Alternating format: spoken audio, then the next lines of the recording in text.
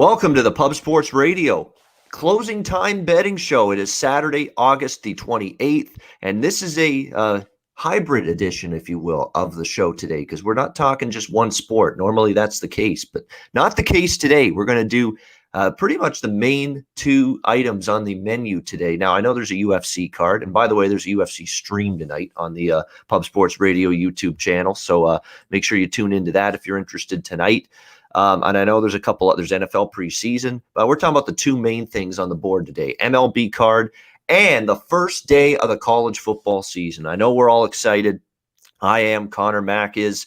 I know we only have 4 FBS games on the slate today, but it's still the beginning of college football. We're going to see games. We're going to see the start of the season today, and it's still very much an exciting day for sure to have college football on the menu, and that's where we are going to start the show. We're going to go through the college football card first. Then we're going to bring on our usual weekend guest here on the Closing Time Show, Sharpie, and he'll join us to break down the entire Saturday MLB card after that. So let's get down to business with college football. Brand new season and a lot of question marks about the first team that we're going to talk about, the Nebraska Cornhuskers, a Big Ten conference opener to begin the college football season. How about that? And here we have Nebraska taking on Illinois. Nebraska 7-point road favorites in Champaign, the total 52.5. And this total's taken a huge move down. 56.5 is where it opened. It's now 52.5. And so is the side because Illinois was Nebraska was a double-digit road favorite earlier in the year when the line first came out, and now they're down to 7. So it's been a one-way freight train move on the Illinois side. And look, Nebraska's got all kinds of question marks coming into the year. It's been a program under Scott Frost that has clearly not lived up to the hype or the expectations, considering how good Scott Frost did at Central Florida, the great job he did there. But it just hasn't been something that's translated here to the Nebraska Cornhuskers. Their defense has been a sieve, one of the worst teams in college football the last few years, both against the run and the pass. They've got to shore up that defense.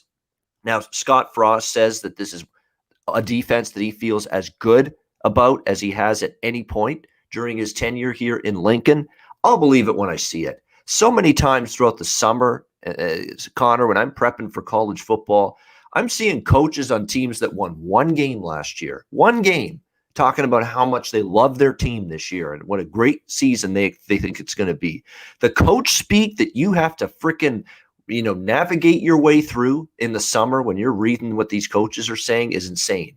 And it's getting worse. It's not getting better. It's like, could I get someone pissed off for a change saying that they're worried about something? Our run game stinks. My quarterback can't throw a complete pass. Can I get something negative? I mean, everybody's just so fucking happy and positive, about their team every year. And we're talking about teams that had miserable seasons a year ago. And these coaches just feel so good about where their team is at. I mean, did you not watch the way your guys played last year? How can you be this confident, excited, and happy about the way your program's going? And it kind of feels that way with Frost. I mean, he's just Mr. Sunshine, Mr. Lollipops and Rainbows over the summer, just talking about how good things are and how good things are going to be this year for Nebraska, and how good he thinks his offense could be. I agree with him in the fact that there's skill position talent, Conor. They got a couple of big-time impact transfers at wide receiver to really shore up and add depth to that group, which is good to see. I think the O-line should be improved. There were some issues along that front five in the O-line last year. I think there's some improvement there, a lot of experience there. But at the end of the day, you got a guy that it feels like he's been the quarterback here for 10 years now, who's back at the quarterback spot for Nebraska, Adrian Martinez, who treats the football like a hand grenade, is brutal in terms of turning it over, fumbling, bad decisions, interceptions. He basically has run the gamut of bad errors and miscues and blunders at the quarterback position for the last 2 years. And now all of a sudden, because this is like 187th year at Nebraska, we're going to expect him to be a lot better now. I don't know about that. I have to see that before I believe that, because this has been a guy that's been had the capabilities to be an elite quarterback in the Big Ten, and he's fallen well short of that every single year. So that's the issue right now with Nebraska here, and they're laying 7. Now, Illinois, they've got their own issues. Brett Bielema was not the best hire in the world by any stretch of the imagination. I think they could have done better in terms of a coaching hire. Now, I know Wisconsin, things went well, but again, they have a great O-line there. They have a great system there. They run the football. That's all he wants to do here at Illinois, and we'll see if they can do it. The one thing that really is good for Illinois is they've got a ton of returning production here, Conor Mack. I mean, they've got a lot of seniors. They've got a lot of experience. Most of their players are upperclassmen, a senior quarterback in Brandon Peters, who, in theory should be pretty good this year, and the experience should help him have his best year yet. But, his best year yet would be completing 60% passes once in a while. It's pretty much a very, very low ceiling for him to be able to improve. I mean, he struggled with completion rate. He's not exactly like in Michigan. He kind of underachieved. Last year was an up and down year for him. They had a really disappointing year considering they thought they were going in the right direction. And Real Deal Prime in our chat is right. Returning production is definitely a more important stat than returning starters. No question about that. You want the guys that have had snaps on the football field, whether they were starters or not. And Illinois is pretty solid in that regard in terms of returning production.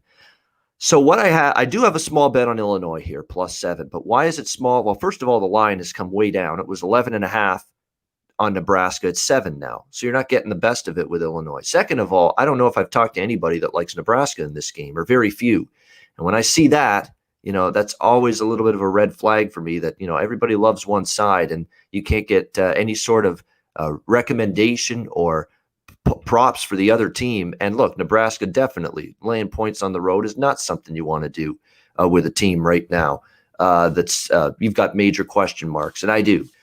But the fact that I think maybe one person kind of likes Nebraska, and like the other 50 people I've talked to like Illinois. So that always bothers me, but I still can't make a case to lay a full touchdown with Nebraska. If the line were to get to 6 or less, yeah, I could see that you like Nebraska a little bit at that point. But to ask this team that's been a head case team, that's been a civ defense, that's had bad quarterback play, that's had a coach that has not gotten this team to a bowl game, in 3 years here at Nebraska.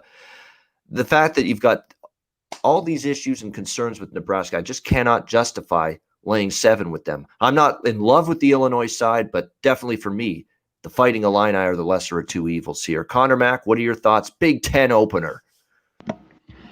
Yeah, Big Ten opener, ready to roll, college football. More Nebraska. The points here. I just can't lay on the road with Nebraska. Not with Scott Frost, and definitely not with Martinez. This guy is, shout out, Big Show. Appreciate it. Our guy in the back, $1.99 super sticker, our man on the 1s and 2s. Thank you, my guy. You don't need to do that shit. I think the points are a little bit of value. You talked about it's fallen a little bit too much, down to 7, but it's 7. You know what I mean? I got 7.5 a little bit a while ago, but at 7, Nebraska on the road. Nebraska played some solid games, at Iowa. They still lost. They beat Purdue by 10. Minnesota beat them. I had Minnesota. I remember that. But you're going to tell me this Illinois team that's bringing back all this production, one of at the top 5 in the country, all those seniors, and a defense that wasn't very good, but most of their defense back and really good linebackers, and they beat Nebraska 41-23 at Nebraska last year. I can't get there. Who knows? Nebraska could show it. I got to see it. Martinez always in the clutch. I'll shout out to Kevin DeFreitas. We appreciate it, my guy. $6.99 dono. Again, thank you. You're far too kind. So yeah, I'm with you here. I mean, it's not my favorite game today. There's really only a few games, but I got to take Illinois points. I think this game's close. Bobby, the difference I think is Peters. You mentioned it, 3rd-year starter for Illinois. He just doesn't bring it all the time. I mean, he's not very good. But and I know it's a public dog. Everyone loves Illinois. I don't give a shit. It's 7 points here. So give me the points with them. Peters, they got to run the ball. I don't know the defense. I think it'll be a close game. I agree with the initial total going down, but I don't love it now. It could get into kind of a shootout, but I'd lean under in this ball game, especially the first game of the year. Yeah, so what I'm interested to see is we know what Illinois is going to do on offense. Run the football, turn the clock, time of possession, long time consuming drives, slow pace. That's what you're going to get. And I think people see that and why this under is taking so much money. The question is Nebraska, they've been a lightning fast, high tempo, up tempo, fast-paced offense throughout Scott Frost's tenure here and going back to when he coached at Central Florida. But yet I'm hearing rumblings he wants to slow it down this year on offense a little bit. So I'm very, very, for the first time in his life, because that's not the way Scott Frost coaches offense. It's always 100 miles an hour, snap the football as quickly as possible. And now he's talking about slowing it down. I think he's doing that because he doesn't want his defense on the field as much, and he wants to shorten the game. You know, you can't have a defense that you've really had a tough time getting to get stops on the field, on the field a lot. And the way you help that is have longer drives on offense. So, again, that's what he's saying. And I've learned a long time ago that what a coach says they're going to do before the season and then what they actually do at the beginning of the season are two different things. I remember Jim Harbaugh saying years ago with Michigan, with Shea Patterson there as the quarterback, we're going to air it out. We're going to open up the playbook. We're going to take our shots. We're going to be an explosive down the field vertical passing game. You know what it was? The same old shit. It was nothing like what he said. It was run the football, 3 yards in a cloud of dust, the same old Jim Harbaugh Michigan offense. Not a damn thing changed after saying that. So what are we going to get with Nebraska for the last 4 years under Frost? Defense that's not very good. The offense at times can move with Martinez, but a guy who just makes mistakes again and again. I mean, I'm just an anti-Martinez. You know that. We've talked about it over the last few years. And these guys, I can't believe he's still there. Unreal. But shout out to our guy Sharpie with the dono and Turnsey, our main guys. We appreciate the donos. First Saturday. Turnsey, Hawaii under 68. Thanks always. Don't ask, don't tell. Man, the donos are flowing like wine. Saturday, it's football, baby. It's in the air. Smell the grass. There's a good comment in here. More ways than one. Smell the grass. There's a pretty good comment in here, boys. The Eagles just picked up Minshew. It's a good backup to pick up. Oh, really? Yeah, wow. I saw that. So that tells you all you need to know that, we know Lawrence was going to start anyway, but Jacksonville doesn't need to hang on to Minshew. I mean, I thought he was going to head to Baltimore. Yeah. Yeah, so a good pickup there. Yeah, that's not bad because Eagles need it. Look, he's one of those quarterbacks, Gardner Minshew. Like, you're not going to win a Super Bowl with him, but if you need him to come in there and play okay for a game or two, when someone gets hurt, he can do that. So, well, that's not bad by the Eagles. We'll see how that goes for him. But anyway, getting back to Nebraska and Illinois. Like I've said, this is right now a situation where the lesser of two evils is Illinois +7 because I got an experienced group. Brandon Peters doesn't You need the completion rate to improve, and he does have to get more accurate. But at least I think I trust him to turn the ball over less than Martinez. It's hard to not trust any other quarterback to turn the ball over less than Adrian Martinez. So don't ask, don't tell. $10 donation. Thank you. I mean, everybody. Turnsey, Sharpie, Kevin DeFreitas. Of course, our guy Big Show with the donations on a Saturday morning, and we're not even 20 minutes into the show yet. Incredible. Thank you very much, guys. We appreciate that. And this is going to be our new time on Saturdays moving forward, 10 a.m. Eastern, 7 a.m. Pacific. Looks like Jeff Slaughter, the man behind the channel here, Pub Sports Radio, is finally someone I've met that actually likes Nebraska. So it's good to see I know that. a few people. Yeah. I saw Someone he's does on. I like know a few Nebraska people here. But I noticed I saw Slaughter. He got 6.5. Yeah. Even he wants he don't want to lay 7. If you're going to take Nebraska, I might maybe look that route. All right, we have the UConn Huskies and the Fresno State Bulldogs next game on the schedule day. This is a weird start time for Fresno, California. We're talking 2 p.m. Eastern. This is an 11 a.m. Pacific game on the West Coast. Very early game there. I'm surprised it's this early, but guess what? It's what happens when you commit to CBS Sports Network as a television partner in the Mountain West. You got to go by their schedule. If they want the game at 2 p.m. Eastern, damn it, the game's going to be at 2 p.m. Eastern.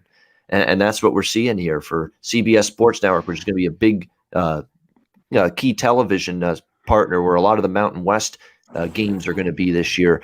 We've got Fresno State 27.5 point home favorites. 63 is the total in this game. this is the ultimate. I remember when I previewed UConn during the year, and I said this on our preview show when we did the Independence, we talked UConn. This is a more of a difficult team to handicap because they just lost 20 guys in the transfer portal between 2019 and this season. So there's 20 guys that are new faces on the team. They haven't played a football game in 2 full years almost. November 2019 was their last game, and I think they got steamrolled by Temple in that game, if I'm not mistaken. And now they're going to play their first game in almost 2 years, 20 new faces, a quarterback situation that has not been settled going into the year. And my thoughts on a coach announcing that he's going to play both of his quarterbacks in the first game of the year is never something I'm a fan of. It's always a situation where I feel that if you're playing 2 quarterbacks in your first game of the year, it tells me that you didn't have enough faith or confidence, and you didn't see enough in either of these guys to grab the starting job by the throat, in camp. That's what I worry about. And that's what you've got here with Stephen Krzyzewski and Jack Zergiotis, who are going to be the 2 guys that are going to split the reps at the quarterback spot here in this game this afternoon for the UConn Huskies. And I just get that weird feeling that, hey, if these 2 guys are both going to play, it means that nobody was good enough in camp to grab and earn that number 1 job before we get to the start of the year. And I think that's a bad sign, especially from Zergiotis' standpoint, because he's the incumbent quarterback. He's the one that played 2 years ago, and yet he's got the experience. He's back here 2 years later, and he wasn't good enough in camp to beat out Krzyzewski, and now you're going to have to split these 2 guys? I don't know. To me, that's a worrisome sign for this Huskies team. I know Randy Edsall had a great run at UConn in his first go-around with this team. He was sending guys to the NFL draft in the first, second round out of UConn, which is unheard of. That's how good things were at UConn, in the 2000s with Edsall. Yeah. Great point spread team too back then. Yeah. They were. That ain't this UConn team. 6-30 they are. Since Randy Edsall's been there. It's been a rough go. It's been obviously a difficult situation. You've got 20 new faces. The offense actually has some skill position talent. I like the running back. I like a couple of their receivers, and many of them are back from the team 2 years ago. Their skill position group looks good, but the offensive line has 3 new starters. That's worrisome. The defense was just abysmal 2 years ago. Not just 2 years ago. 3 years ago it was bad. 4 years ago it was bad. I mean, they've just never had a good defense, UConn. And what I'm hearing from their camp is that Randy Edsall settled on one guy that he is definitely counting on in his secondary to start. Everything else he's unsure of. Every other position in that pass defense. So you got one starter that you say, hey, I know for sure he's going to be my guy. And then every other position on that defense, the other corner spot and the safety positions, and he right now has no clue where he's going to go with them, who's going to start for him, because he didn't see enough from that group in camp. Well, guess what? Now you're taking on Fresno State. Jake Haener, Washington transfer quarterback, and Kalen DeBoer, the coach here, they throw the ball a lot, and they're pretty good at it. And they were good throwing it last year. I think that passing game for Fresno is going to be even better with the talent they bring back, with a strong offensive line coming back. And you talk about holes in the secondary. They've got holes and then some in the secondary. At least it sounds that way coming into the year for UConn. So that, which should be pretty good, Fresno passing offense against that very, very concerning UConn pass defense. Man, you talk about a matchup that could be a nightmare for UConn. That could be it here in this game today. Of course, the cross-country travel for UConn's not great. The thing for Fresno, though, is their defense has to get better. Their defense was their weak link last year. A lot of their guys are back on that side of the ball, 11, in fact. But, the guys that struggled last year. So you got to hope that they take that next step this year. They're loaded in the secondary with experience on the defense. So you talk, but pretty much the polar opposite of the way UConn has it with their secondary coming into this year. But definitely a lot to like here for Fresno. The question is, can you lay 27.5? It's a big number. It is a tall number, but I think there's reasons you can. But what I did is, as you guys know, watching the MLB closing time show, I've gotten really comfortable with these split bets, where you go first 5 innings and full game. I've done that a lot this year in MLB. And I think I'm going to start doing that more in college football. a split bet, in case a team really, really gets out of the gate strong and quickly, but maybe tails off a bit in the second half. And you don't want to be stuck on a full game bet if they come out of the gate storming and then they fall asleep in the second half, because I have seen that every now and then. So what I did in this game was a split bet. I am on Fresno. Small bets. All of them are small bets today, by the way, in college football for me. Split bet on Fresno, minus 15.5 is what I got with them in the first half, because I think that first half, you're talking about a team that hasn't played a game in almost 2 years with 20 new faces. I mean, you got to think that first half could be a struggle, and things just completely out of sync, receivers running the wrong route, miscommunication with the quarterback, breakdowns defensively.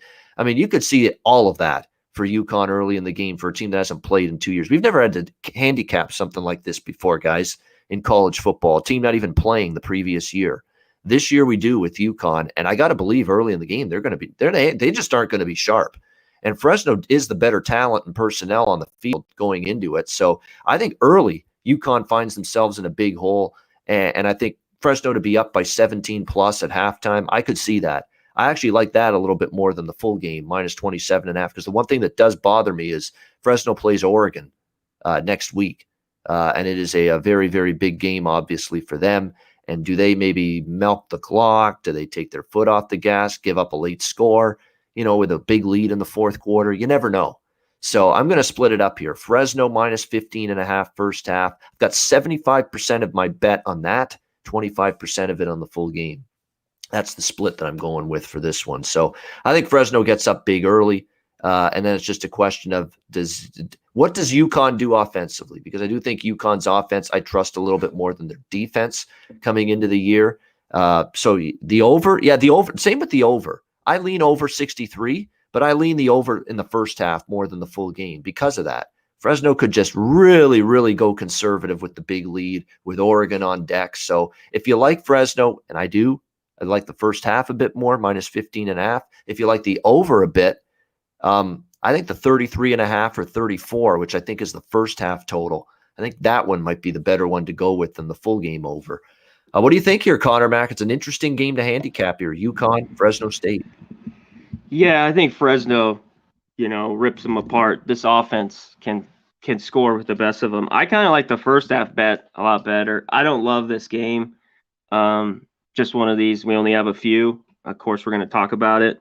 But I think Fresno eats them alive.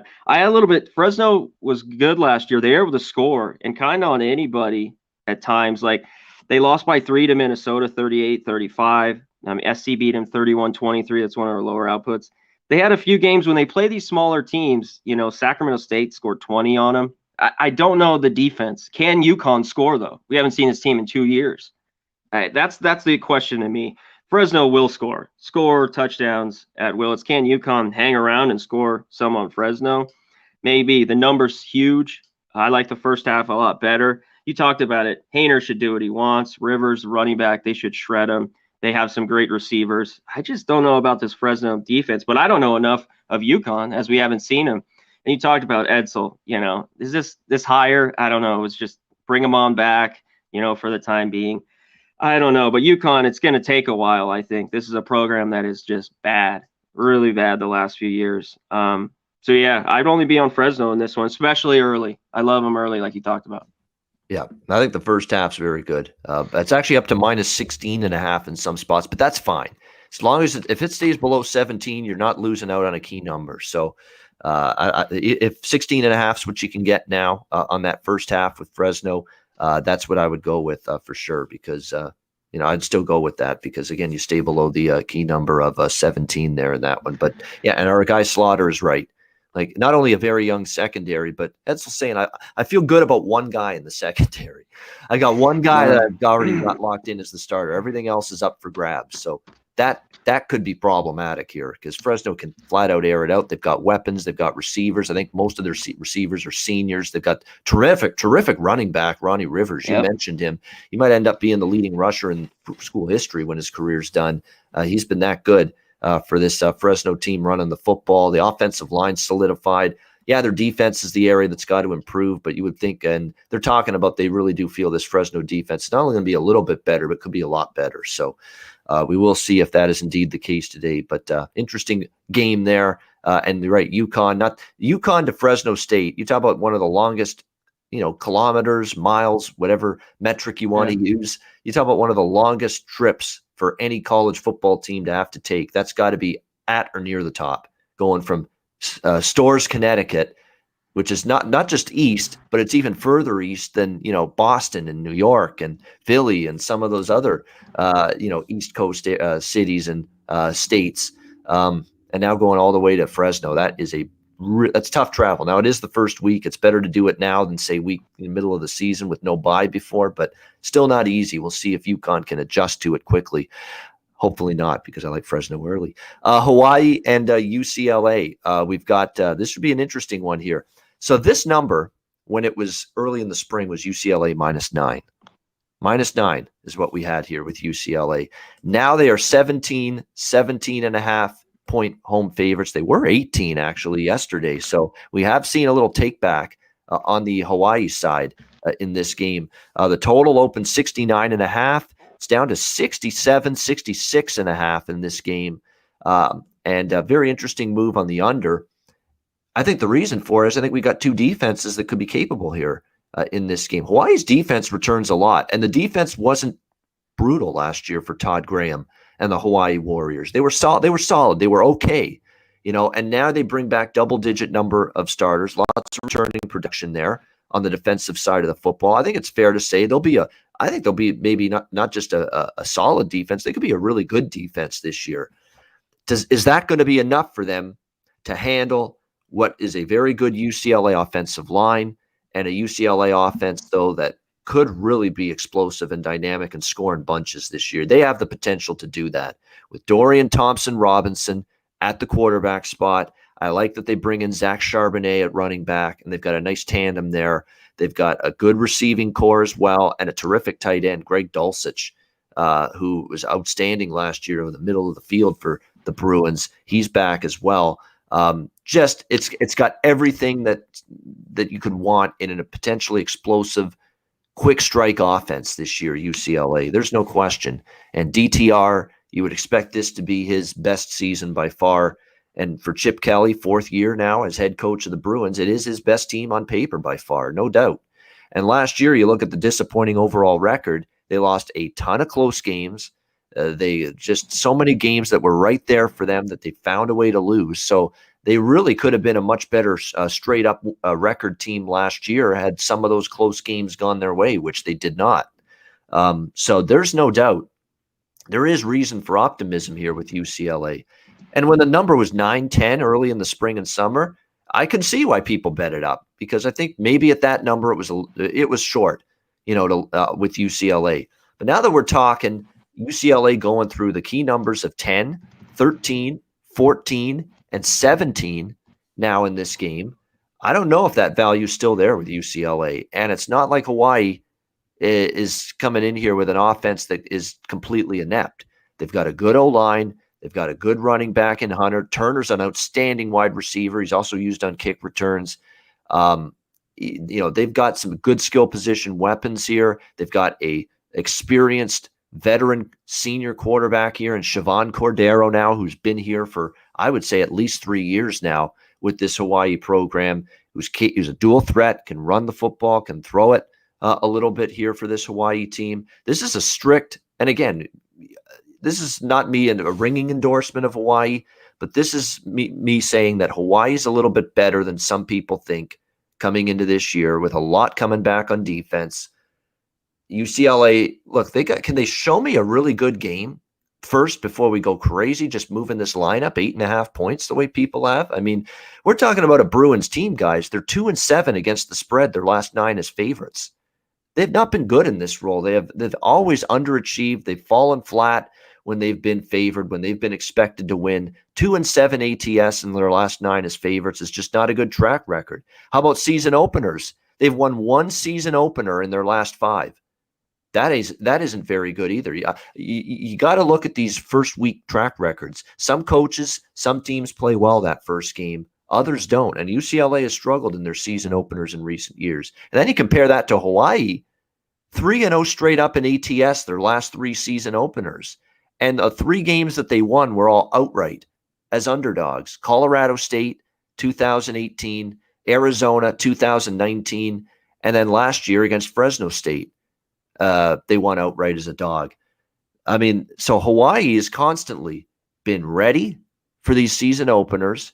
You talk about how tough the travel is for Hawaii when they have to move off the island and into the mainland. Well, guess what? That doesn't seem to have been an issue for them the last few years, not at all.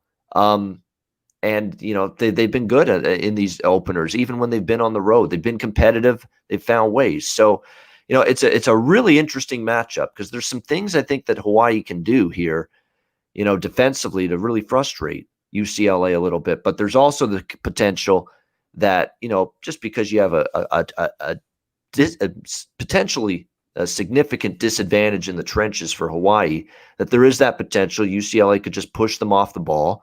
And if they do that, they're going to have a tough time stopping what on paper could be a very, very dynamite UCLA Bruins offense this year. But I do like Hawaii a little bit now. Above 17, I had to grab something with the Hawaii side here, plus the points. I mean, you're going to take a line from -9 to -18, like basically the doubling the line in week one with a competent team on the other side. And that's what I think Hawaii is, competent. I had to take that kind of I had to take that number after that kind of a significant line move on UCLA. So I'm on Hawaii here, plus 18. You can still get 17.5 most spots. And the under, I agree with that a little bit. Now, I know Hawaii wants to play faster. We know UCLA is probably going to play pretty fast, but that's why the total was in the high 60s to begin with. I think these two teams, people are sleeping on the fact that I think UCLA, this is going to be their best defense they've had. And for Hawaii, there's no doubt their defense has the potential to be very good. Another thing that might help the under in this game is UCLA maybe laying the foot off the gas pedal with the lead in the second half. Very possible they do that if they get a big lead because they've got that huge game with LSU on tap. They might not even expose their entire offensive playbook today, knowing that they've got LSU on deck next Saturday at the Rose Bowl. So for that reason, I think that kind of dictates that maybe not showing your hand completely on offense, maybe just keeping some plays under wraps for the LSU game next week. That could be good news too for people that like the under here in this game. So I do agree with the move down. I think the under is the way to go as well. Be careful now because you're losing some value. I see 66.5, but I think you could still get there with it, current number. What do you think here, Conor, Mac? It's a pretty interesting game here to end the afternoon, Hawaii, UCLA. Yeah, I think it's interesting. You talked about the line move, from 9 all the way up. I liked UCLA, but man, there's 18 points. You talked about all their struggles over the years, especially early. And this is year 4 with Chip Kelly, and these are his guys. And he's got Thompson. They took a big step forward, even though they lost a lot of close games. They were in a ton of them. I think Thompson will be able to move the ball. You talked about Hawaii's defense being better. They were at times their secondary, but they still had trouble tackling. And that concerns me. I think UCLA will be able to score, but I like Hawaii to score. I think they could score a little bit here today. And I like Cordero. That's why I think when it got to 18, I think he can keep Hawaii in the ball game, especially maybe early. I didn't take it yet. I mean, I took a full game 18, but maybe Hawaii can hang around more first half than second half if UCLA pulls away. But I think if you got Cordero, senior quarterback, I like what Graham's done. They were pretty good last year, and I talked about it. I hate Hawaii on the road. When they come to mainland, I fade them. But no travel. This is game 1. I mean, they should be jacked up for this. Fresh start, ready to roll. So that's why I liked when this many points came up. I had to lean to Hawaii here. It should be a good one. A lot of expectations here of UCLA and Chip Kelly. I just don't think think Thompson's great, and they got great running backs in Brown and Charbonnet, those guys. But I don't know if they have the weapons like he did at Oregon. I mean, he's going to try to run that offense, of course, but we'll see. I think it'll be a good one. I don't know. Maybe that points is a little high, but I see points here today. I don't know if it goes over or stays under, but I think there definitely will be some points today. All right. So liking points, lean over, but we'll see. Says Conor Mack but he does think both teams have the potential to get things rolling offensively. So we'll see with Hawaii. I mean, that defense, you're right. Stopping the run at times is an issue. Open field tackling an issue. Yeah. But lots of returning. faces on that side of the ball, and you hope that improves with all the players and the personnel that you bring back this year on the defensive side of the football. And then we wrap up at least the FBS portion. Actually, before we get to the FBS game, I'll throw this one out first. Southern Utah, San Jose State. San Jose State 24, 25-point home favorites, 57. I'll be brief here. I agree with the line move. I thought 21 was very low, too low. Now it's 25. It's gone through a key number of 24, but I like the Spartans there. And I know they play USC next week, so they've got maybe a little look ahead. But Southern Utah, I looked into them. They're just not that good. I mean, their offense is very pedestrian. Their defense really struggled the last year when they played. I mean, San Jose State, and you know how much I backed San Jose State last year because we did do college football on this channel last year. The channel has blown up since then, but we did do college football last year on Saturdays. And Conor Mack, I think, was on them a lot too last year. We were betting a lot of San Jose State last year. We both like this team a lot. What Brent Brennan has done here is flat out remarkable. This program was in the freaking garbage can just a few years ago, San Jose State football. And look what he did last year. Mountain West champions. Are you kidding? Unbelievable for San Jose State to be in that kind of a turnaround last year. Unbeaten year.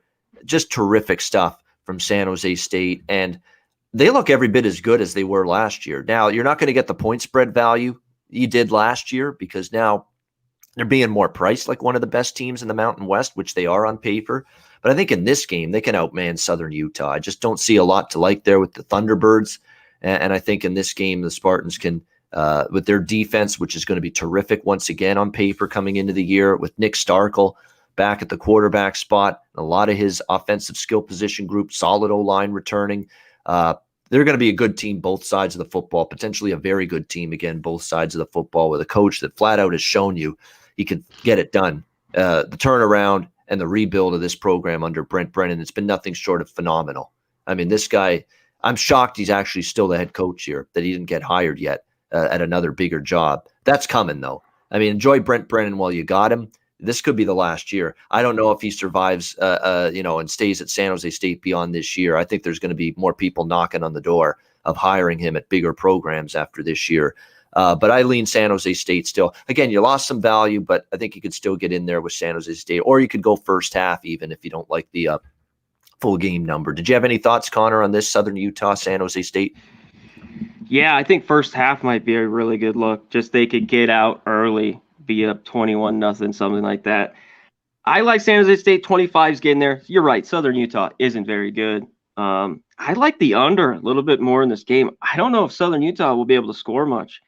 I like San Jose State was able to kind of just score when they wanted to. Their defense was great. They were able to make stops. I don't know if Southern Utah is going to be able to score 2 touchdowns here. So I think this, like I said, could be a blowout, 42-10.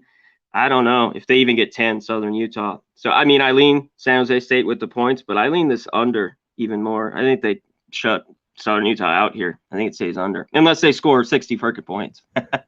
Unless it's 60-0 or 50-10.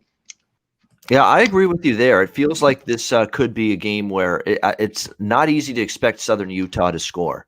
It's just going to be a defense that looks really, really good.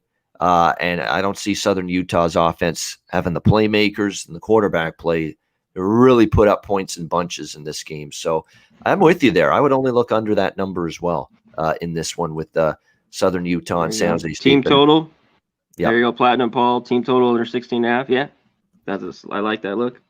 Yeah, absolutely. And we wrap it up somehow with I don't know, that somehow this game has ended up as the only night game tonight on this first day of the college football season, and it's UTEP versus New Mexico State. It's been 2 of the worst programs in college football for the last 5 years, and one of them is favored on the road by 9.5 points right now. 9.5, 10. UTEP 9.5, 10-point road favorites. 58.5 the total here in this game. I'll say this about UTEP. We're going to find out if they're ready to lay 9.5, 10 in this game. And there's still some question there. Like, we're talking about a team that's, I think, combined the last few years hasn't won double-digit games. And now we're asking them to win by double digits here in this game. That being said, if I'm betting this game, it's the road favorite or pass for me with the UTEP Miners. I'm going mining for units here. Get that axe out. Mining for units with UTEP here today in this game, or nothing at all. I just cannot trust New Mexico State. Just a bottom feeder, cellar dweller, piss poor program that has lost, that has no recruiting inroads, that has a defense that's not bringing back a ton, a team that, and Doug Martin's trying to put the spin on it that, we played these two FCS teams in the spring. We lost to one of them. We barely beat the other, and they're not even great FCS teams. He was trying to put the old spin on it. I'm not worried. We were really just trying to, get players on the field to really, take a good look at them and see what they could do. He's trying to make it sound like they weren't trying to win those games. That it's just trying to figure out, what talent we had. Now that's what he's saying. Is he just saying that, or was that really the truth? That's the question. Because if he really was holding players out there, and didn't have all the starters on the field for the entire game, that could explain why they struggled with Tarleton State and Dixie State in those FCS spring games. But we don't know that for sure. We'll find that out tonight. Because if if New Mexico State, Connor, if they come out of the gate and look awful in this game, it's going to be a signal to me that maybe you can bet UTEP in game, if you can find a live line out there. Whereas if New Mexico State actually looks somewhat competent, in the first couple drives, maybe you watch their first drive on offense, their first drive on defense, and you see exactly how they play and how they look. And they actually put points on the board on offense. Oh, their defense actually got a 3 and out or forced a turnover, whatever.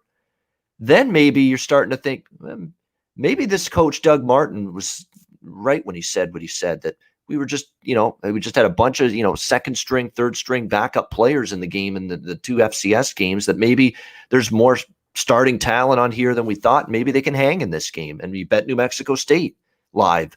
So to me, it's one of those games where, at this number, -9.5, I can only make the case for UTEP. I do have UTEP in pocket, -9.5 for a bet. But it might be one of those games where you actually sit back, look to see how these teams come out, who looks good, who doesn't, and then go from there. And because to me, I think there's more uncertainty here with, is UTEP ready to win as a favorite and be dominant? I like Hardigan, the quarterback. I think he's going to be good for UTEP. The defense has consistently gotten better. I like that they finally had some offense down the stretch last year. UTEP finally started to score some points. 28, 21, and 43, points scored in their last 3 games. I think this game could go over the total, because I'll tell you right now, when you look at New Mexico State, they played 2 games against FCS competition in the spring, one in February, one in March, and both those games reached the 60s, in points scored. So I think over the total is definitely in play here. And you still get the total below 60 right now. I see 58.5, 59 with the total right now. I think there's still some wiggle room there. You could play this game over the total. But I think New Mexico State is the single worst college football program in FBS football right now. And I will not put a penny on them until proven otherwise that they aren't.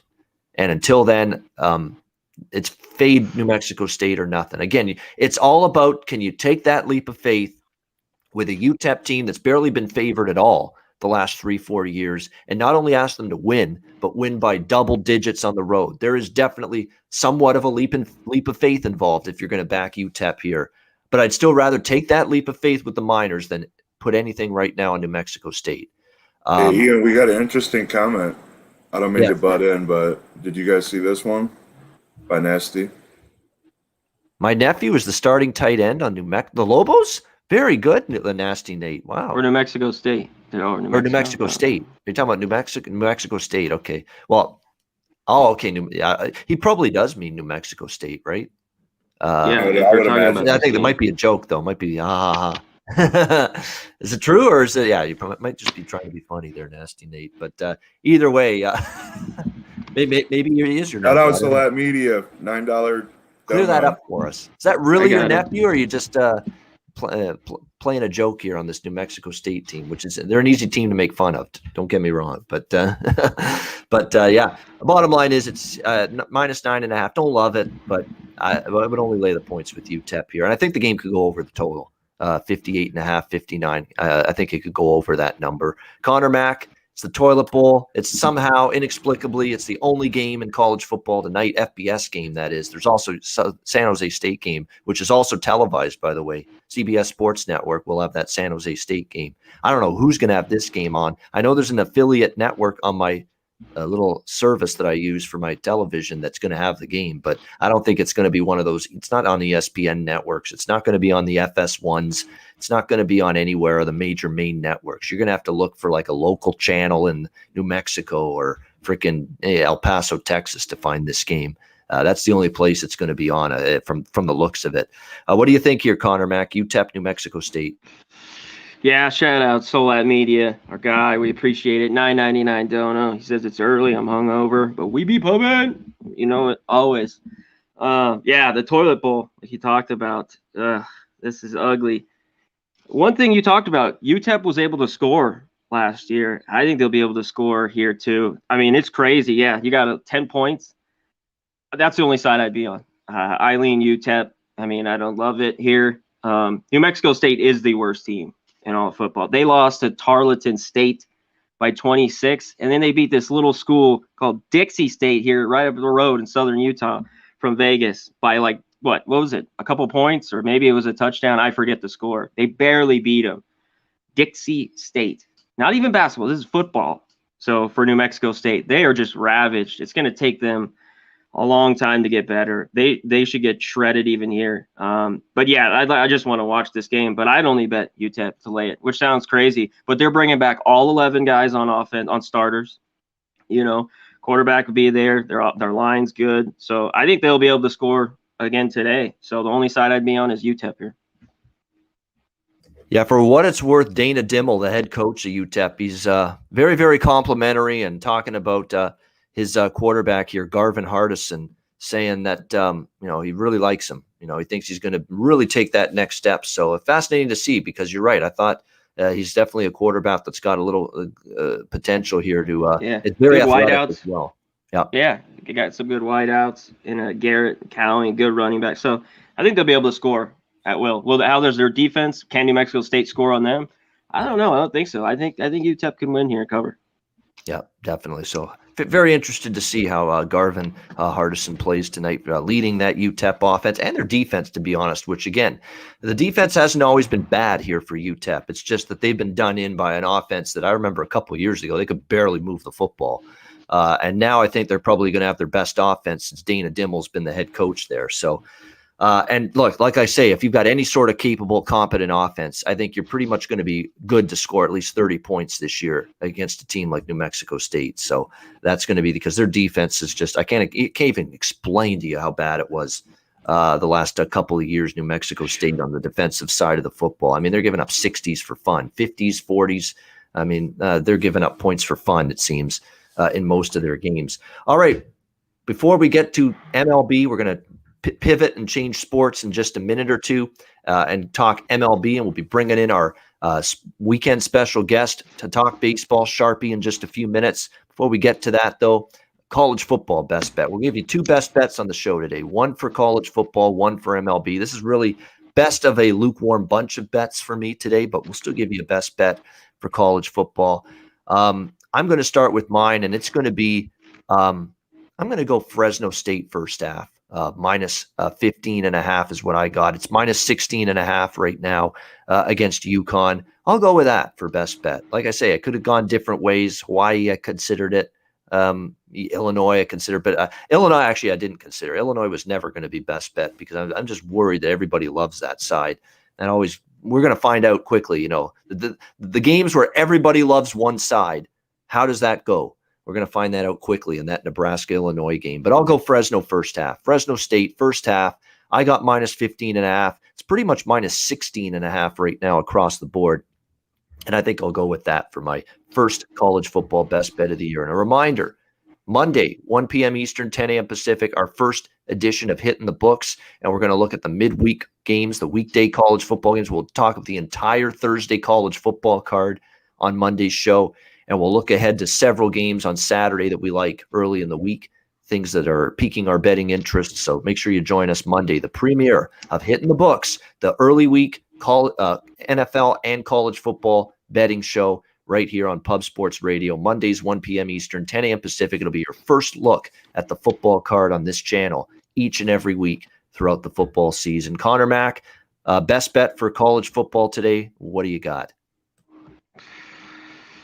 I'm going to go to the San Jose game against Southern Utah. I like the under. I think Platinum Paul's got something there too. You could take the Southern Utah's under 16.5. I just think they blow them out. You could lean San Jose to cover that. I think they cover that as well. But give me the under 57 there. All right, under 57 for best bet there between Southern Utah and San Jose State for our guy Conor Mack. There we go. All right, so you're going to say, wait a minute, the show's half over. What are you doing in just a second? What I'm doing is we're pivoting right now. You're going to pretend you didn't see what you just saw. We're going to pretend we're starting this show from scratch again. And with that in mind, let's rock.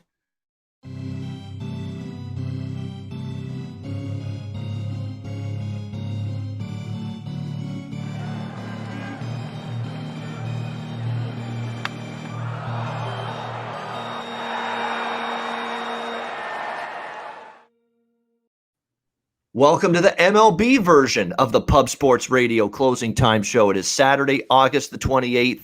Ian Cameron, Conor Mack, and here he is, David Sharpie, with us on a Saturday talking MLB. As always, here we go. See how we did that? Nice little transition right there into from college football to MLB on this special hybrid version of the show. Lots to break down. Even though college football is, everyone's excited for the start of a new season, we've got baseball, and we've still got plenty of games. We've got plenty of teams that need wins right now to try to get into the postseason. So with that in mind, let's get right into it. We'll start with the Boston Red Sox taking on the Cleveland baseball team, Cleveland soon-to-be Guardians. Nathan Eovaldi on the mound for the Red Sox. Cal Quantrill for Cleveland. We've got Boston minus 140 to minus 150 road favorites, 9 the total in this one. Nice battle by Cleveland last night. In fact, they had the lead early in the game against Boston, could not hold it, and then the Boston bullpen did something they have not done much lately, and that's hang on to a lead and put a 0 on the board in the late innings. They did that with the Red Sox emerging 4-3 last night. They're currently holding the second wild card spot in the American League. Cal Quantrill continues to be pretty rock solid for the most part for Cleveland. I've been looking for reasons to back him the last several starts, and he has definitely been trending in a better direction. Cleveland did cash the first 5, in that game yesterday, even though they lost. I'm tempted to go right back to that here. Now, Eovaldi's pretty good. He's one of the pitchers on this Red Sox starting rotation, which top to bottom doesn't, impress me a whole lot. But he's one of the pitchers I do like. But I just think in this price range with Quantrill, really throwing a consistent brand of starting pitching at you the last several starts. He's been on the mound. He's been good at home as well. He's pitched well in Cleveland. I think there's reasons to take a shot here, at least in the first 5 innings in this game with Cleveland here against this Boston team, who, again, you're always laying a little bit of a price with them. And, yeah, they've won a couple now, but there's still a lot of unsteady bullpen stuff going on with them. Their lineup is starting to get it going again, but still that bullpen and even Nate Eovaldi in this price range against a good starter lately in Quantrill. Definitely, I think Cleveland first 5. I've definitely got my eye on maybe looking toward that in this game. Conor Mack, what do you think here, Boston, Cleveland? Shout out to the chat. Shout out to Ricky Bobby, $4.99. Don't know. He says, let's hit them like buttons. Yeah, hit the like buttons. Bang, bang, bang, bang. Hit it up. Here's our guy, Matty S. Ice Taint play of the day. Cleveland, Boston full game under 9.5. All right. I don't love this one. We got a 9 now, by the way, in the game. I lean the Indians as well as a home dog. I know they gave a 3-run jack yesterday. I like the over yesterday. I don't really love the total here, either side. I I lean under the way these pitchers have pitched lately. I guess you lean under a little bit. Quantrill's been really, really good. Eovaldi's last start was good, but I don't really trust Eovaldi on the road at times. He can get hit. So yeah, I like the Indians a little bit in this game. I haven't bet it yet, but give me them. Yeah, either first 5. I don't know if I want to go full game, but I like them as dogs here at home. All right, and we welcome in Sharpie. What do you think here, Boston and Cleveland? Man, I think we BBW got 150 Slayer. live, guys. Let's go. Smash that like button like I smashed BBWs, guys. It was Friday night last night, so I was up till tree. That's right, tree 50, baby. Yeah. But today's Saturday, guys. You guys were doing the football show. I was waking up, making coffee, singing, "Who let the dogs out?" It's a day of dogs, fellas, bro. I loving dogs. Yesterday right. was. Oh, yesterday. Screwed, man. I got my ass. I went on too many team totals. Yeah. We'll me. talk about that later. That was yesterday. Yeah, we'll get back to that. Hey, though, how about that Milwaukee first 5 under, though, yesterday, if we want to talk about yesterday? Yep. That was easy money. I capped it at a 4, and they gave me a 5.5. That was like, oh, I was crying to bed. But back to this game, I lean Cleveland first 5, Cleveland full game. Haven't bet this one myself. They're not offering me enough plus money, guys. We got both top 10 teams versus righties the last 30 and 15 days, average OPS. Pick your pitcher, pick your poison, guys. They're both hitting right now. That's my take on this game.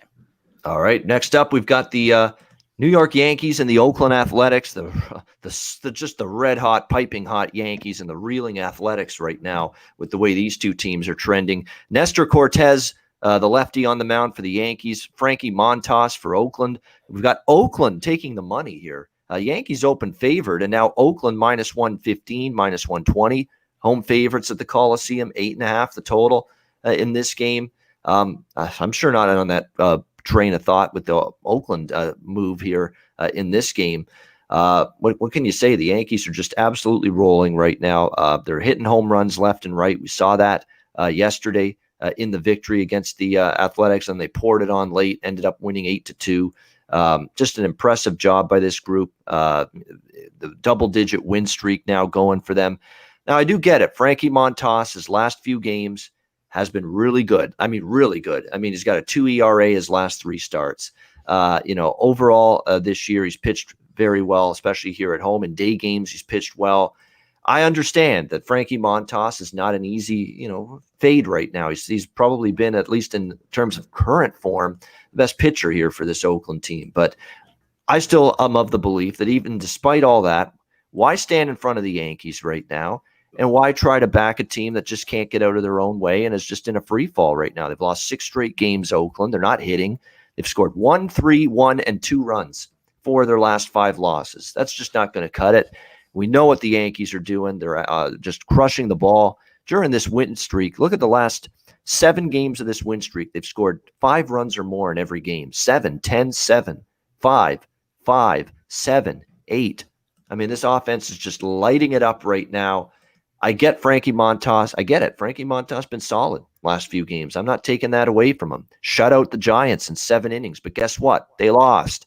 3 runs in 5 innings against the White Sox. Solid outing. But guess what? They lost the Oakland Athletics. So, again, he's got the good numbers, but when your team's not hitting a lick, which Oakland isn't right now, you almost need the guy to pitch a shutout or 1 or 2 to give yourself a chance to win here. So, and I like Cortez. Cortez coming into this start, 2.56 ERA.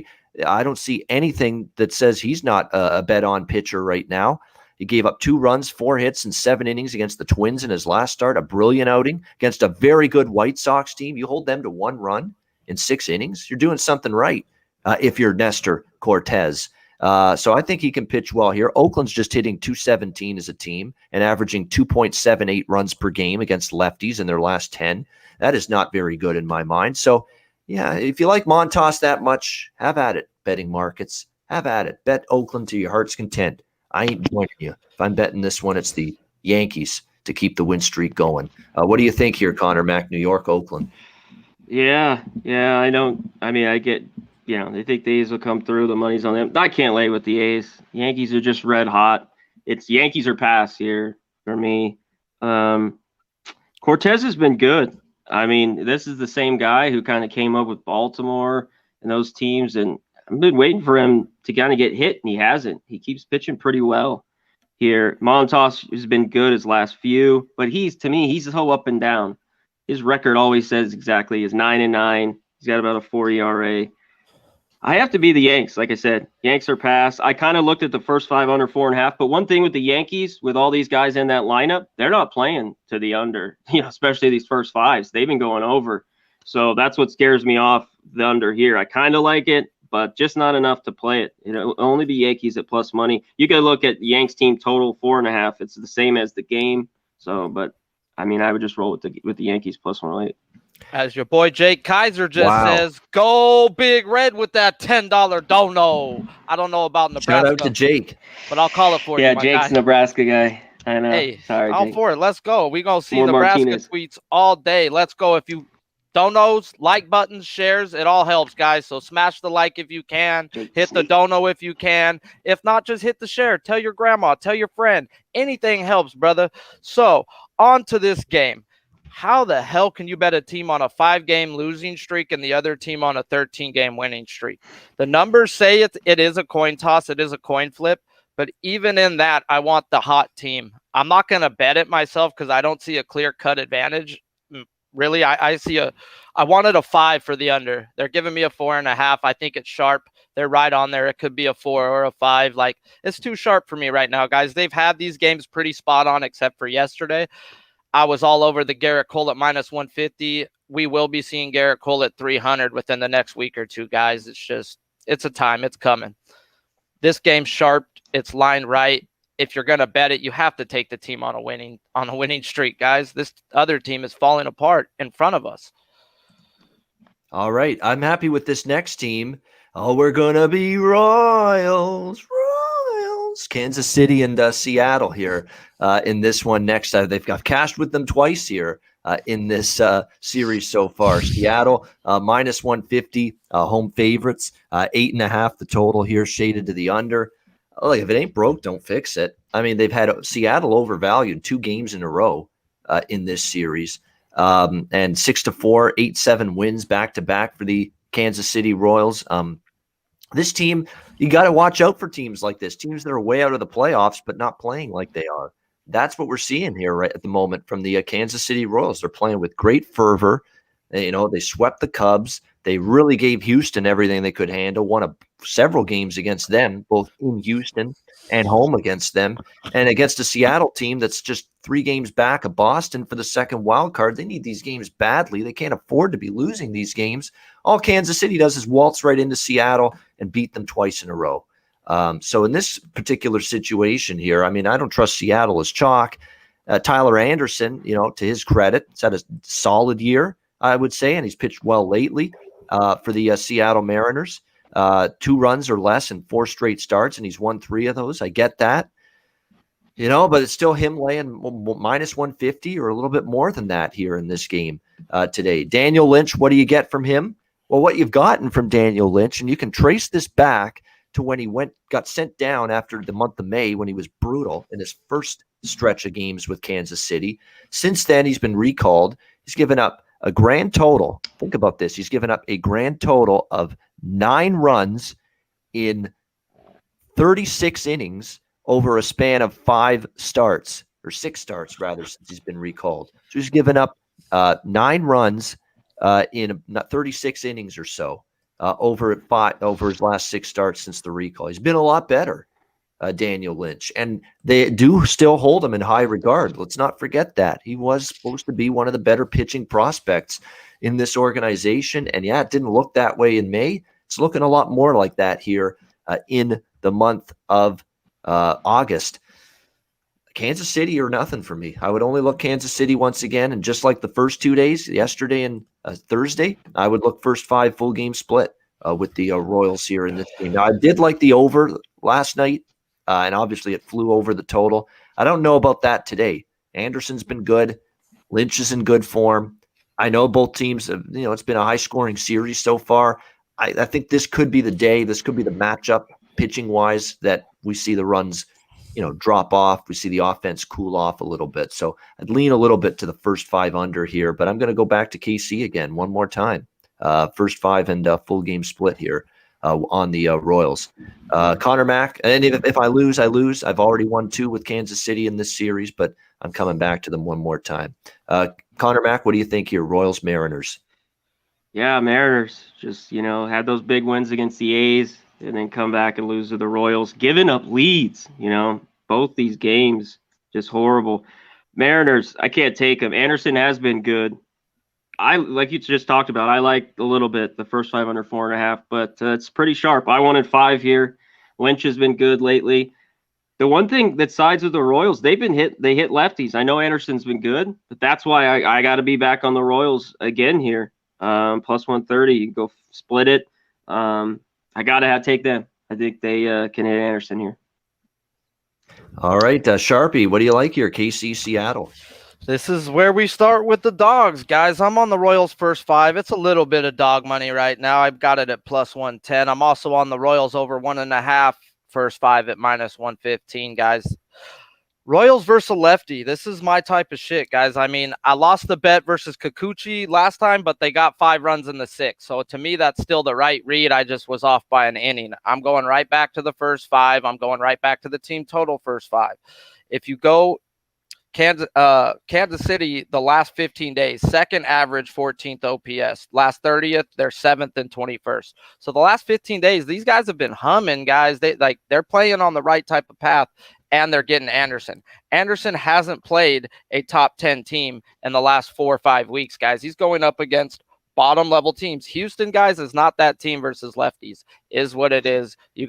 The numbers are the numbers. You can't look at Houston as a lefty smasher, especially going back 7 days.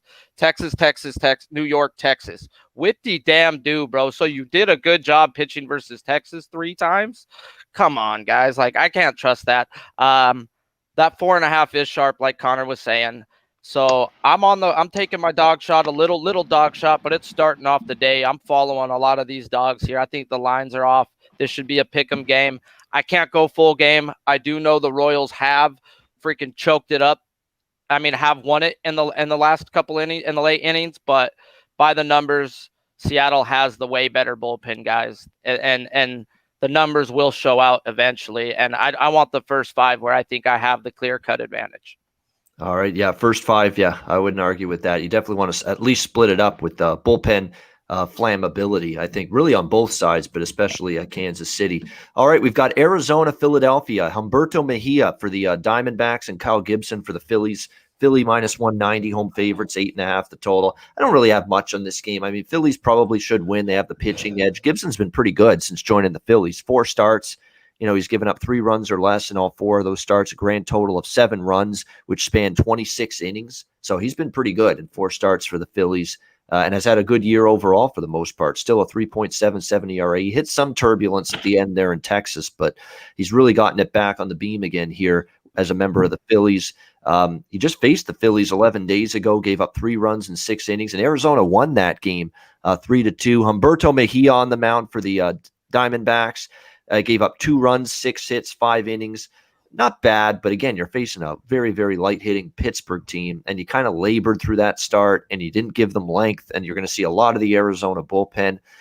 All that being said, it has that look and feel of a game Philly wins, but they might win by the skin of their teeth, just like last night, where they hung on for a 1-run victory, and Arizona won the first game. So I am not interested in laying any sort of price with Philly, but I'm not going to back Arizona either. And Ketel Marte is questionable, and that guy's been a spark plug for this lineup. That is not the same lineup with Ketel Marte out of it.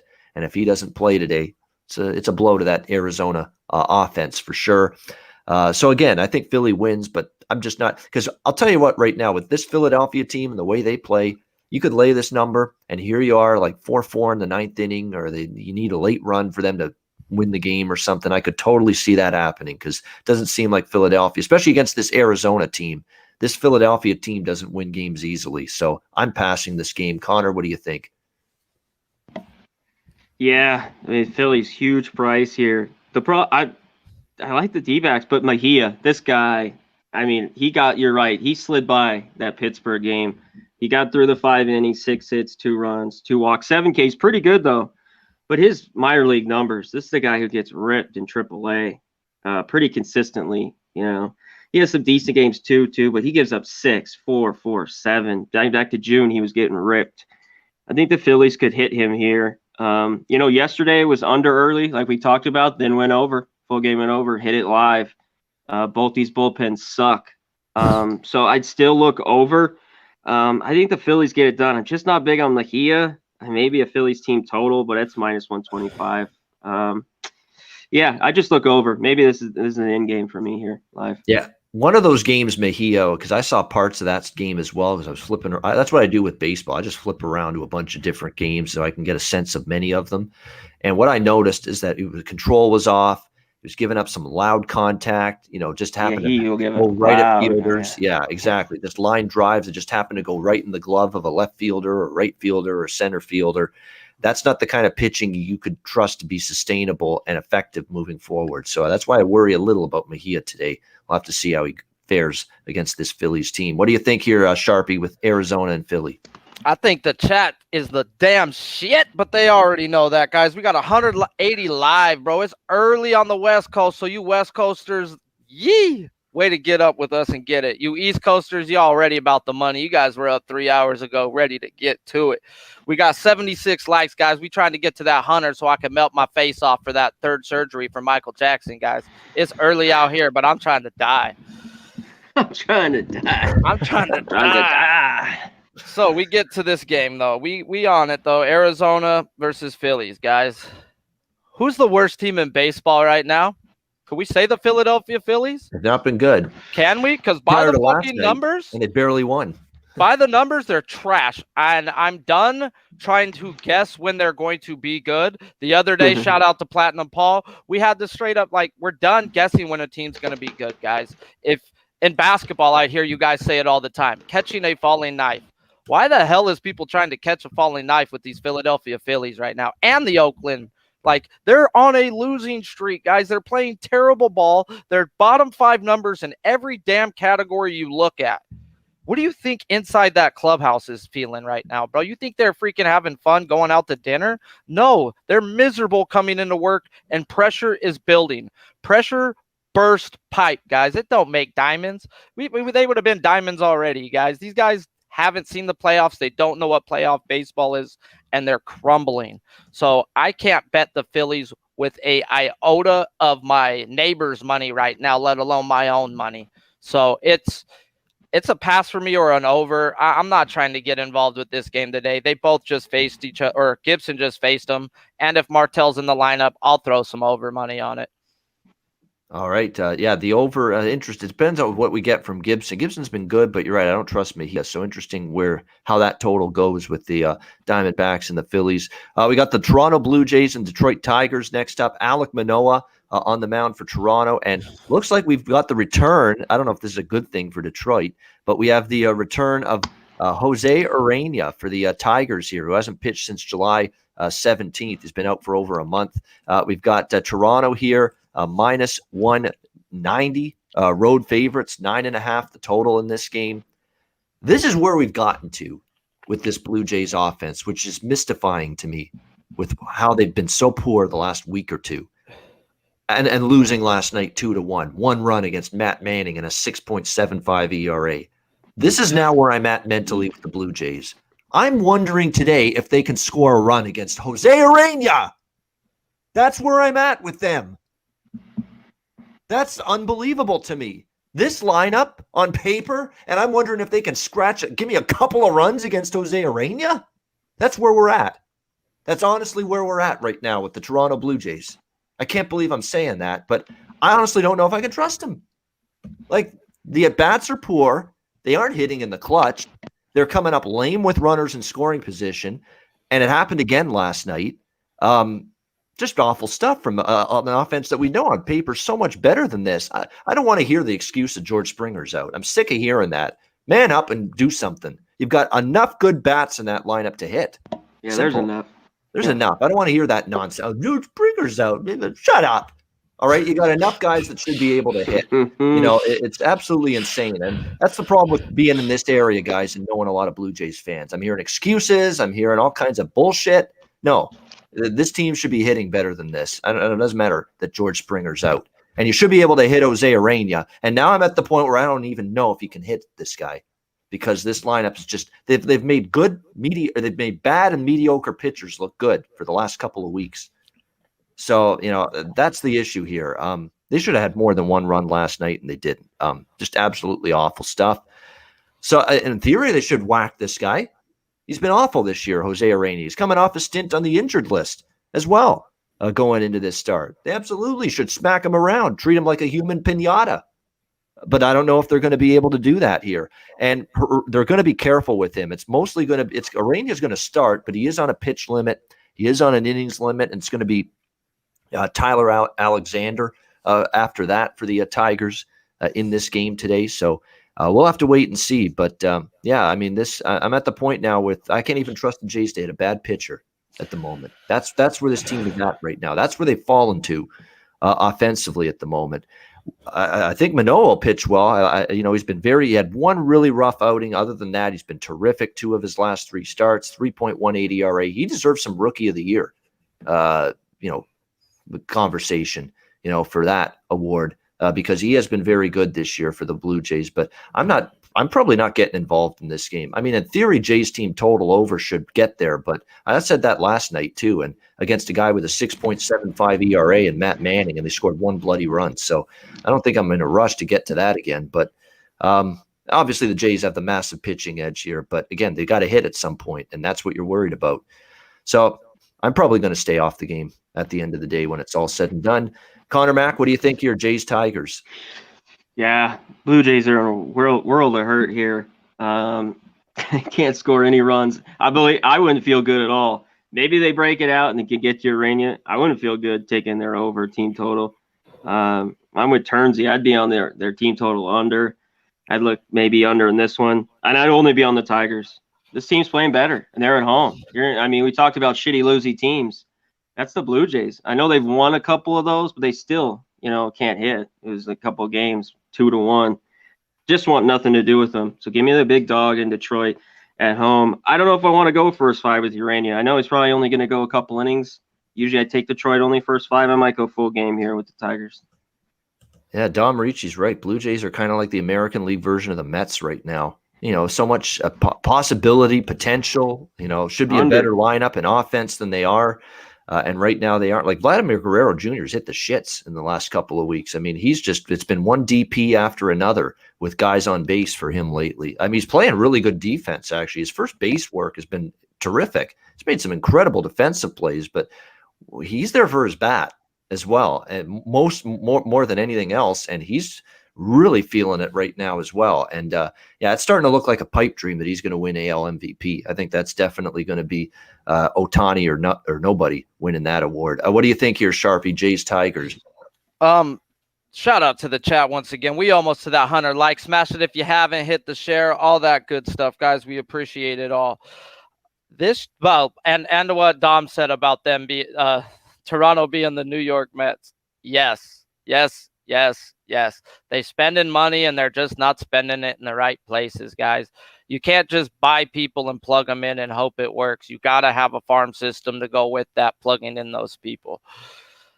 I'm on it, guys. I know Toronto has been a walking piece of shit, guys. And if it looks like a duck, it quacks like a duck, it's a fucking duck. I get it. But it's Urena, guys.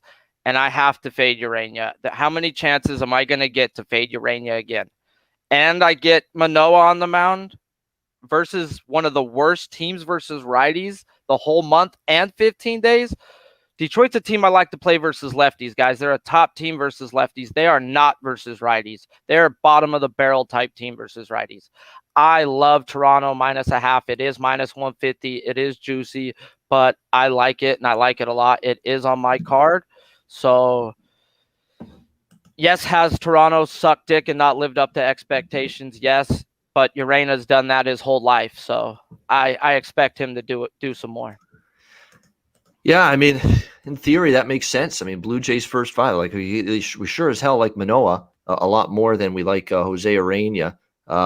It's just a matter you have to score runs to cash that bet. Will the Jays finally be able to do that? I'd hope so. If they like lose 2-1 or 3-1 or some stupid shit like last night, I mean, I don't know. You might as well just get off the field and don't even play your September games at that point. I mean, just save everybody the hassle. Not even worth it at that point if you can't score some runs here tonight against Jose Urania and the Tigers. All right, we move on to the Reds and the Marlins here. Vladimir Gutierrez, Sandy Alcantara from Miami. We've got even money both sides here, 7.5 the total in this one. Sandy, we know, one of my favorite pitchers here for the Marlins, and he has been very good lately. I mean, you look at these last 3 starts. I don't know what happened in Colorado. Maybe it was just Coors Field. It gets even the best of pitchers sometimes. But ever since that start, Sandy has been lights out. 3 runs in his last 22 innings pitched over 3 starts. And yet the Marlins lost 2 of those games, 2-0 to Atlanta and 3-1 to Cincinnati. So he's pitched well, and he's lost because they have another team that's just not hitting consistently right now. And, of course, the Marlins get blanked 6-0 last night in the series opener against the Cincinnati Reds. It's just not a price I can back Miami. I like Sandy as much as anybody, but this team's just not playing good baseball. They've won 2 wins in their last 10 games. Cincinnati is the far better of these 2 teams. And Vlad Gutierrez is serviceable, I think. Is he a great pitcher, elite? No.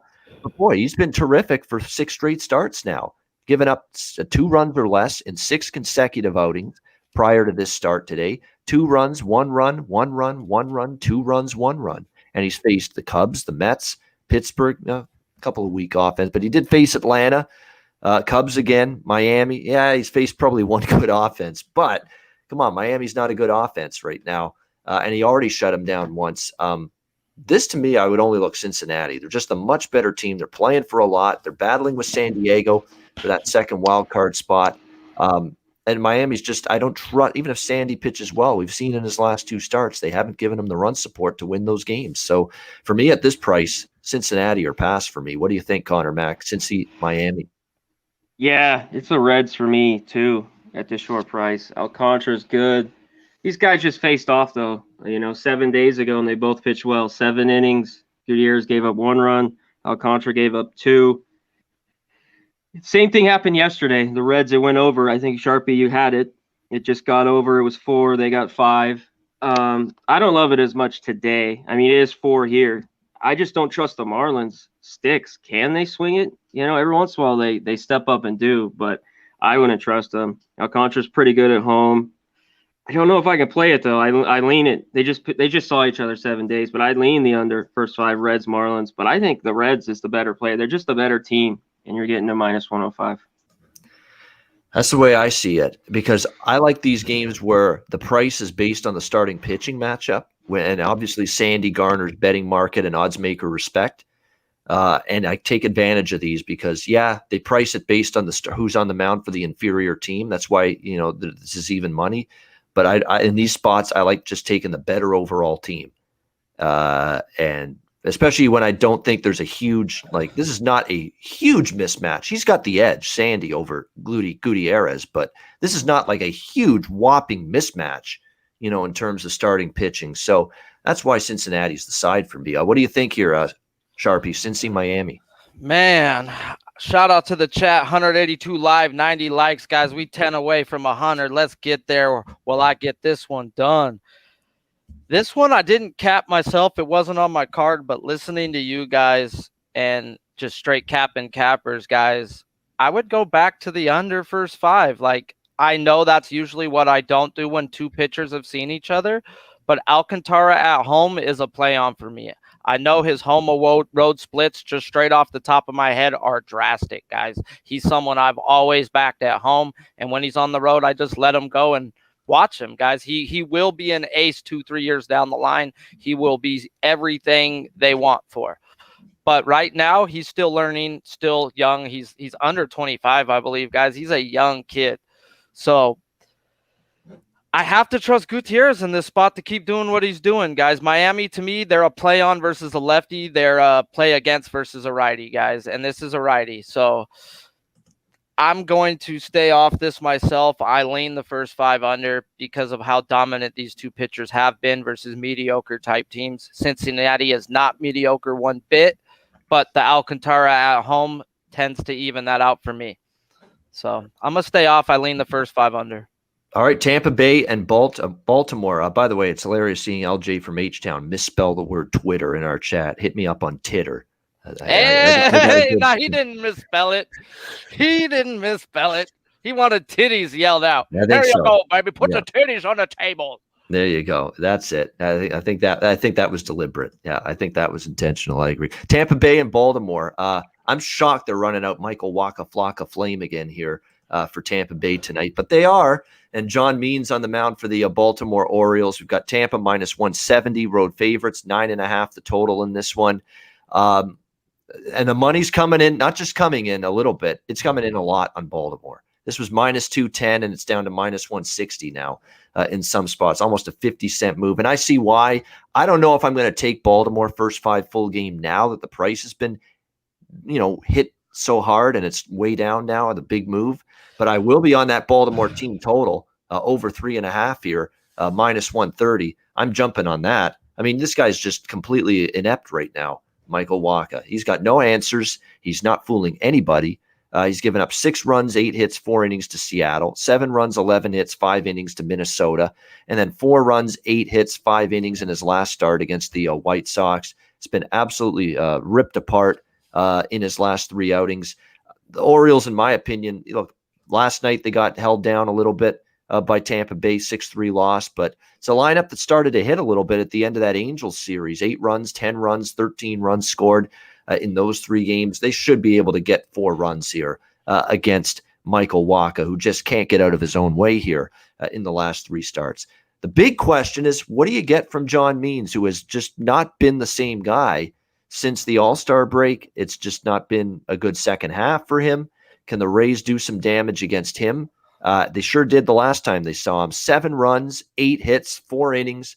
Dreadful 10-0 win for Tampa Bay over Baltimore when John Means faced the Rays back on August the 17th. So I'm on that. I'm not only on the full game for the team total for Baltimore over. I'm doubling up and going with the over 9.5 for the full game as well, because I do think Tampa Bay can get their hits and runs off Means, and of course the Baltimore bullpen, which is definitely far from steady.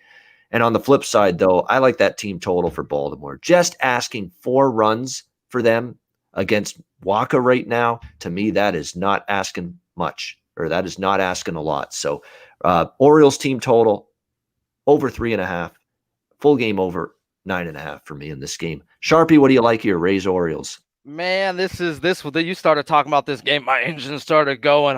You heard Waka. It's like Waka Flame, like old school fucking like fighting games, bro. I'm ready for this one. Shout out to the chat. We 6 likes away from 100, guys. Crack it if you haven't. Smash it like I smashed BBWs, guys. This one, though, is a numbers play, guys. And in the Discord, if you know the numbers plays, my numbers plays have been smashing at an alarming rate, guys. I capped this game at a 6, 6.5. I thought there was going to be almost a 7 on the board, guys, for the first 5. I woke up to a 5.5, and as I was making my coffee, it dropped to a 5. I said, what the fuck is going on over here, guys? Hey, Paul, go check. The wind's blowing in 8 miles per hour, Paul tells me. And I'm like, bro, I ain't worried. It's Camden. It's usually 90 degrees. It's humid. And we got Walk of Flame and John Means. Do people know about these Baltimore Orioles? Because they're a play-on versus righties, guys. They're not a play-on versus lefties, even though McClanahan, that was a get-right spot a little bit for him yesterday, because they seen him freaking 3 times in 5 weeks. That just happens to good pitchers, bro. You will get hit. And that's why I was off yesterday. Should have hit the run line still yesterday, but by McClanahan seeing him 3 times, it had me off. This time, I ain't picking a side, guys. I can see both giving up 5. Like, realistically, I can see both giving up 5 runs, and they dropped it to a 5 because of the wind. Please and thank you. I had to put a 2-unit bet on that, guys. That is one of the best plays on the board to me by the numbers, and I don't understand why it's dropping. Yeah, I agree with that. First 5 over, 5.5 if you can find that. It's not 5. I got a 5. It dropped to a 5. Yeah, I don't know that, but the wind because the wind's blowing in. We're going to bet it under. I don't buy that. It's not a strong wind. It's only. Let me take a look at what the wind. People say wind blowing in. Yeah, 9 miles per hour. Like if it's 15 miles per hour, 20 miles per hour, yeah, then I could see you getting concerned about the ball flight. 9 It's not miles per really hour, in. that's Left to barely right. enough to influence anything as far Nah. as I'm concerned. Thank you for those who bet the under, because I doubled up on the over when it hit 5. I just was amazed. I mean, that all of those recommendations that Sharpie and I gave you make sense. I mean, the first 5 over makes sense. The full game over makes sense. The Orioles team total over, which I like, makes sense. I didn't read out the numbers, though, but they're both top 5 versus lefties or righties the last 15 days, both top 10 over the whole month. They've been hitting the whole month and getting better the last 2 weeks. This ends up to a perfect storm for me. 7.1 runs per game and nearly 300 team batting average against righties in the last 10 games for Baltimore. So, yeah, for as bad as they've been, they're starting to smash the right-handed pitching. So, and obviously, Michael Wacha has been a very hittable right-handed pitcher lately, and that's putting it mildly. We got Conor Mack back. Tampa Bay, Baltimore. Conor, what do you like here? I heard you guys talking over. I'm on it too. You can look at the team totals. I just started looking, the numbers, how good, the Rays have been scoring. That game didn't get over yesterday, but the Orioles at home been an over machine. Their bullpen's bad. They rip means. Let me just go through 3 for 13. Diaz 4 for 15. Rosarena 6 for 10, 2 homers. Margot 5 for 10. And the other side, Wacha's starting. I mean, Mullins 5 for 10 with a homer. Down through 3 for 7, 2 for 6, 3 for 5. Hayes with multiple homers. Mountcastle, all those guys. So I'm with you. Give me the over. Hey guys, I got one real quick question too, just to let you know, guys. It's a question I already know the answer to, so answer it if you'd like. Who has the better bullpen the last 15 days, Baltimore or Tampa Bay? Baltimore? Baltimore. Yeah. Okay, guys, so just take that into what you want, guys. When I wrote down the stats, I had to refresh my page. You're still losers. I can't see that lasting. You're right, Def. I think you're right, because you're right. Baltimore's bullpen's been better lately, and Tampa had some issues at times, but that's obviously not going to sustain itself. We know I still want Tampa. Tampa Bay's bullpen. Oh, yeah, I have too. It's just a funny stat. Yep. It is crazy. It is a crazy stat indeed. Houston and Texas, Framber Valdez and Colby Allard, your pitching matchup here. Houston minus 230, road favorites, 9 the total in this game. Well, I thought I was going to get both the first 5 in the full game with the Texas Rangers last night. Got the first 5, but could not hang on late. They lose 5-4 to the Astros. But I'm tempted again with Texas today. It's Houston gets a battle. Texas comes to play against Houston, and yesterday was the first win all year for Houston in Arlington. So keep that in mind. Colby Allard here for the Rangers, 3.93 ERA his last 3. It's actually been he's had a solid month of August for Texas. 2 runs, 2 runs, 3 runs, 3 runs in his 4 starts here in the month of August against the Angels, Seattle, Oakland, and Boston. Some pretty good teams. And he's, hung in there and done a good job. Now, the last time he faced Houston was a terrible outing for Allard. 7 runs, 4 innings on July 23rd. So that was pretty rough. That worries me a little. I don't know if I like them as much as I do yesterday, but I lean Texas just ever so slightly. Valdez is coming off a bounce-back start, 3-hit shutout against Houston. And he did shut out the Rangers in 6 innings when he faced them July 24th. His road ERA 3.18, last 3 starts 1.83. Yeah, so I lean Texas just mildly, but because Allard's been better, but he did get just brutalized by Houston the last time he faced them, and Valdez shut down Texas the last time he faced them. So I think those 2 factors are going to keep me off the game. What do you think here, Conor? Houston, Texas. Yeah, Texas just can't hit lefties well at all. Maybe it's not helping right away, but with Bregman back, it lengthens this lineup for the Astros. I think he'll start to kick in, in a week or 2. Like Correa's way better in the 6 hole. Bregman in 3. It just stretches them out, brings Tucker down to the 7 hole. I just don't want the Astros here laying this number. I wish I had the Rangers first 5 yesterday. I did not. I see kind of an under. I don't know if the Rangers can hit. I got to look up their team total. Again, I'm not a huge Valdez guy, but maybe under 3.5. It's minus 135 though. The juice is huge, but I don't know if the Rangers can score. Maybe full game under 9. Yeah, he's not my favorite Valdez. I agree with that. My favorite Valdez will always be Juan Valdez, 100% Colombian coffee, which I actually drank a little bit way back in the day. Not as much now, but yeah, that's my favorite Valdez right there. Not this guy, not Framber.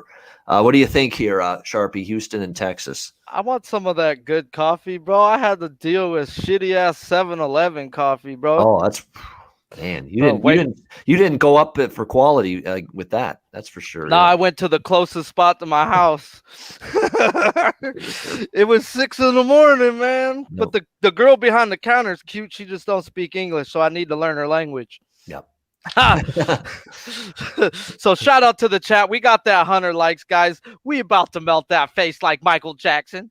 Ew! But this game, bro, I don't have the balls. Numbers say Texas is better the last 15 days versus lefties than Houston, guys. If you got the balls, take the chance on it. First 5, not full game. Houston has a drastically better bullpen.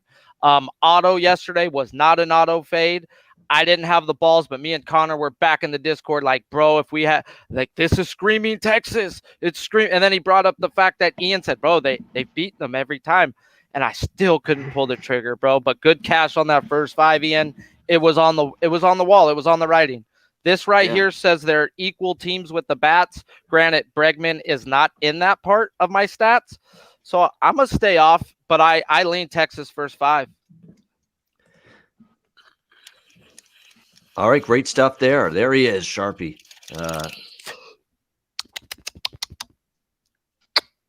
There we go. We got a nice big show close up there of Sharpie getting refueled. Speaking of refueled or drinking the fountain of youth, or I don't know what he's doing, but I think Adam Wainwright's been doing that lately for the St. Louis Cardinals. They take on Pittsburgh and Stephen Brault. We got the Cardinals minus 180, road favorites, 8.5 the total. He's doing something because he's been just flat out magnificent this run that Adam Wainwright's put together. His last 7 starts. July 21st is where this run began. 1 run, 7 innings against the Cubs. 2 runs, 7 innings against Cleveland. 3 runs, 7 innings against Minnesota. 2 runs, 7 innings against Kansas City. 2 hit complete game shutout against Pittsburgh. 2 runs, 6 innings against Milwaukee. 2 hit 8 innings shutout against Pittsburgh in his last start. I mean, not only is he pitching lights out, he's giving them length.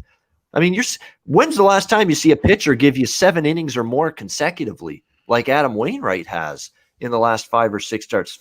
We baby the starting pitchers these days, and we're scared to pitch them longer than 5 or 6 innings. And here's this guy giving you 7-inning starts, an 8-inning start, a complete game. Just incredible from Adam Wainwright. And he's owned this Pirates team the last couple times he's faced them. In fact, the whole year, Adam Wainwright against Pittsburgh, 3 starts. He has given up 1 run in 23 innings against Pittsburgh. 1 run in 23 innings against the Pittsburgh Pirates. You better believe I'm not betting Pittsburgh here. No way, no how with that kind of track record. Brault's been good. Brault's been solid, though. Let's give him his due. Month of August, 1 run, 2 runs, 0, 1. He's given up a grand total of 4 runs over a span of 18-plus innings. That's pretty good, too. But the Pirates are 0-4, and only the Pirates could do that. I mean, you look at that. Are you kidding? 4 runs allowed in 4 August starts by Stephen Brault in a span of 18.2 innings in those 4 starts. Those are terrific numbers. Think about that. 4 runs in 18-plus innings. What would you think the record would be? 2-2 at worst? Nope. They're Pittsburgh. They're an ass organization. So they're 0-4 in those 4 Stephen Brault starts, even though he pitched very well in them. Yeah, wild indeed, Blake Atwood. That is wild. Those numbers for Brault, and they're 0-4 in his 4 starts. Only the Pirates, only a team like this, a bottom feeder, a cellar dweller, could pull that stunt the way they have here with Brault on the mound. So they pitches his ass off, and they can't win for him. So just feels like St. Louis wins the game, but I'm not laying this price. I'm off maybe first 5 under. You got 2 guys feeling it in good form. St. Louis is Wainwright shut down Pittsburgh all year. Brault's in good form. Maybe you can get a low-scoring start. So no run first inning, as Abel Alvarez says in the chat. Yeah, I could see that. And the first 5 under is probably the way I would go here. What do you think, Conor, Max, St. Louis, Pittsburgh? Yeah, even though it's the 3rd time these guys are facing each other, I mean, it could bite me in the ass. I got to take the first 5 under. I mean, they just faced off last week. Brolt kind of got away with them. He went 4 innings, 5 hits, but only 1 earned run. I don't trust the Cardinals bats to score. And these Pirates, their offensive numbers off Wainwright are horrible. They can't hit him. There's one guy that hits him all right. I think it's Newman. No, who was it? Moran. He's 9 for 26 with a jack. But other than that, these numbers for both of these lineups, I don't want them. So I'm gonna roll it again. Give me the first 5 under 4.5 here. Yeah, the devil's advocate, you're right, Connor, to that is it's the third time facing these teams for both of these starters this month. So does that influence a different result? We'll see. What do you think, Sharpie, St. Louis, Pittsburgh? Hey, shout out to the chat, 190 live, 111 likes. Smash it if you haven't. Hit the share, hit the retweet. All that helps. Hey, Paco Healy, yes, sir. We did hit that game earlier. So if you want to hit the fast, rewind it up a little bit. We already covered the Baltimore game.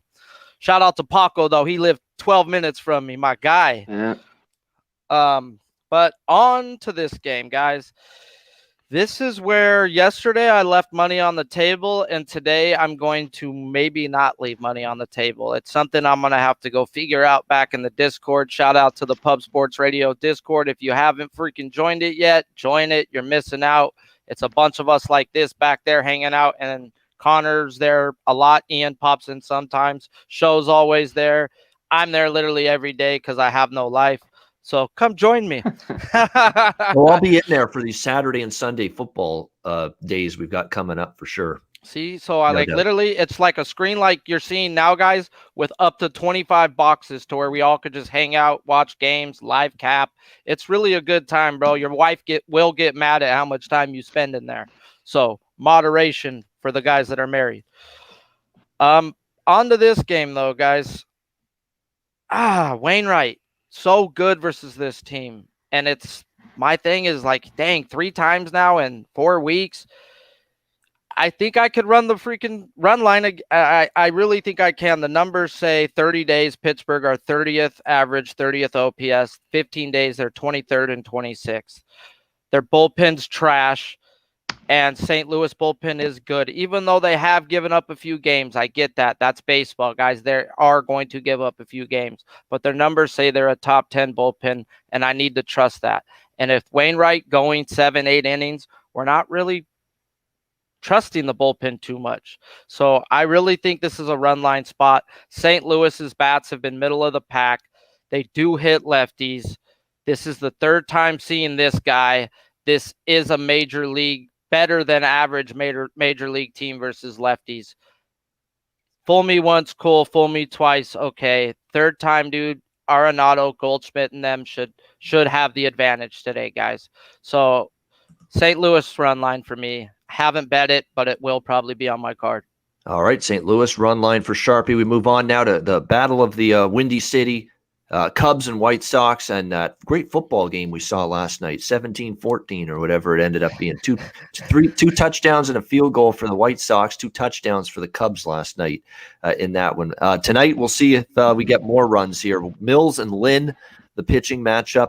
White Sox -300, home favorites, 8.5 the total. Lance Lynn he's all. I never thought I would say this because he's been a solid pitcher, but he's had some mediocre years. He's actually a fun pitcher to watch this year, Lance Lynn, with what he's done for the White Sox. He's a big guy, the Bulldog we call him. And man, he's always fun. He battles out there. It's not pretty. I mean, I still marvel at the Oakland game. He was in big trouble and he got out of bases loaded with nobody out. I mean, that's what you get out of him. He battles. I think he's still the favorite to win the Cy Young. Robbie Ray's in the conversation. Maybe Garrett Cole can get back into the conversation. I don't think Cole's going to win it. I don't think Cole should win it, but I think it's Ray and Lynn at this point, down to those 2 guys at this point for an AL Cy Young. And he's been great. And, the Cubs haven't been. And Alec Mills is starting to, hit the shits a little bit. About time. We kind of expected that. Yeah, he's not going to continue to pitch well indefinitely. There's a definite fear that this is like a 3-1, 4-1 White Sox win after the explosion last night. But I'm thinking long and hard about over 5.5 team total White Sox because they should score here. I don't think the Cubs will do much against Lynn. Maybe you go run line here, but again, you're not getting a great number. So other than a small lean to the team total, I'm probably going to stay off the game. I worry that this is like 4-1 White Sox, just a run-of-the-mill, cookie cutter, paint by numbers, win and move on for the White Sox. Because sometimes after those games where you just have an explosion of runs, you just don't have that same offensive spark the next day. So I lean to the team total, White Sox over, but just a lean right now. What do you think, Conor, Mac? Yeah, it worries the shit out of me. Yeah, and only the Cubs, who were up like 6-0, could blow the fucking game. They score 6 runs right away, or 5, and then they get their ass whipped. Oh man, Chicago Cubs. I'm with you. I'm just worried like you are. I mean, I think one thing we saw with Grandal back, I don't know if he starts today because he played yesterday. He hit a jack. This lineup is now where it's supposed to be. A guy like Goodwin hits 9th. You know what I mean? You got Jimenez, all those guys back. The full lineups there. They got Hernandez, Anderson, everyone in. They should rake. But it scares the shit out of me. So, yeah, I have a lean. That's what I wrote down this morning on this game because they're huge price with Lynn. So just a lean on the Sox team total over. Look at the lineup. All right, Sharpie, what do you like here with the Battle of Chicago? This one right here. This says Chicago White Sox run line, guys. My best bet will be in this game. If you know me in the Discord, I've been fading 2 teams religiously with an ace pitcher. It's been hitting at like a 75% clip, and I will play it every damn time. So, but on to the straight sides of this game. Chicago White Sox should manhandle them. They are top 5 team the last 15 days. Like Conor said, their lineup's been getting better. They just added Grandal to that top 5 lineup now that they are versus righties, and it's Mills. And we got freaking a team that's struggling versus righties, not walking and striking out at a high clip. Give me the Bulldog, guys. Like, he should go 7-8 and take away that White Sox bullpen. That's the part where the White Sox don't know what they're doing right now. Their fucking bullpen is on fire. Like lit picks, my K-props, guess what? Their bullpen is on fire right now, guys. They're 7, 8, 9. I thought they were putting Kimbrel in the 9 hole when they traded for him. I knew when they put him in the 8 hole, it was going to cause hell. I've seen it happen before with him traded, and they put him in the 8 hole. He is a egomaniac, guys. You're going to tell him he's not the best pitcher on the team? Huh. Good job. You guys fucked up. Real good job, Tony La Russa. Yeah, it's definitely an interesting little development they've got there. They got a lot of arms there. You just got to figure out. He's got a month to figure this out. Who's going to be good in the 7th inning? Who's going to be good in the 8th inning? Who's going to be good in the 9th inning? You got to get roles that people are comfortable in with this bullpen for sure. And Bummer has lived up to his name. The first 3 letters of his name this year. He's pitched like a bum. He hasn't had a good year, and he's been a good reliever before this year, but he's had a tough year in that bullpen for the White Sox for the most part. All right, Brewers and Twins. Adrian Hauser, Charlie Barnes, the pitching matchup here. We've got the Brewers minus 140, road favorites, 10 the total in this game. We talked about it. Why were the Brewers so cheap yesterday? Minus 130, and sure enough, they lose 2-0, get shut out by the Minnesota Twins in that game. See if they can bounce back offensively here against Charlie Barnes, which in theory shouldn't be difficult. He's not really that good. He gave up 5 runs to the Reds. 7 runs, 8 hits, 5 innings to the Yankees. In theory, the Brewers should be able to do some good damage against him here, but the one thing that holds you back is their lefty success or lack of it lately offensively for this Milwaukee team. So again, he's very, very hittable. I don't like anything much about Charlie Barnes. He's not a guy I'm looking to back, but Milwaukee's been susceptible even sometimes to mediocre lefty pitching to not hit that. And we've seen last night, obviously, they got shut down completely by the Twins last night in the game, by Albers and the rest of the relievers. How do you get shut out by Minnesota's bullpen's been terrible lately. How do you get shut out in that game? So this is one of those games where, again, just like yesterday, looks very cheap on Milwaukee, doesn't it? 42-22 road record coming into this game as well. And yet there's money coming in on Minnesota. And Minnesota's scrappy. Minnesota's not that, they've not rolled over and played dead, even though they've been way out of the playoffs. They've had a nice, run. They pulled some upsets, obviously against the Yankees. They got swept and had a rough series, but you throw that series out against a team that's now won 13 in a row, and every other team they've played lately, they've either won the series or they've battled them. Even the 2 or 3 they lost against Boston, 11-9, they had a lead there and didn't hold it. They won the second game. They did get blown out, but they faced Sale, in that game that they got blown out by the Red Sox. So they've been in it a lot of games. They've been competitive. They've been feisty. They've been scrappy. They haven't rolled over, even though they've been out of the playoffs for months. And I do worry about the production for the Brewers against lefties. And I also worry that, look, you would think, hey, this is cheap on Milwaukee, but guess who's taking money here in this game, just like they did yesterday? Oh, yeah, Minnesota. So I'm not involved in this game. Just clear stay away from me. Connor, what do you think here? Milwaukee, Minnesota. Yeah, this is a pass for me on the side. Barnes is the big key for me. I mean, Sharpie's mentioned it to me. I know the Brewers struggle against lefties, but this is not a good lefty. So it scares me because I want to be right back on your under 5.5. Just Barnes scares the shit out of me. I think Hauser can do enough.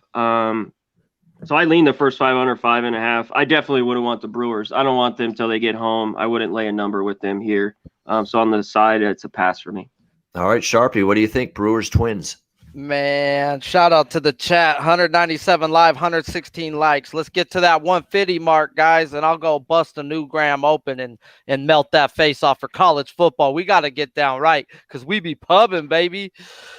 Woo! It's college fucking football! All right, sorry. Hopefully Nebraska and Illinois are ready to play after that kind of speed. You should speak to these guys in the locker room. They don't want me to speak. I'll bring the baby powder, bro, and start smacking them kids. Man, they gonna have CPS called on me. Here we go, though, guys.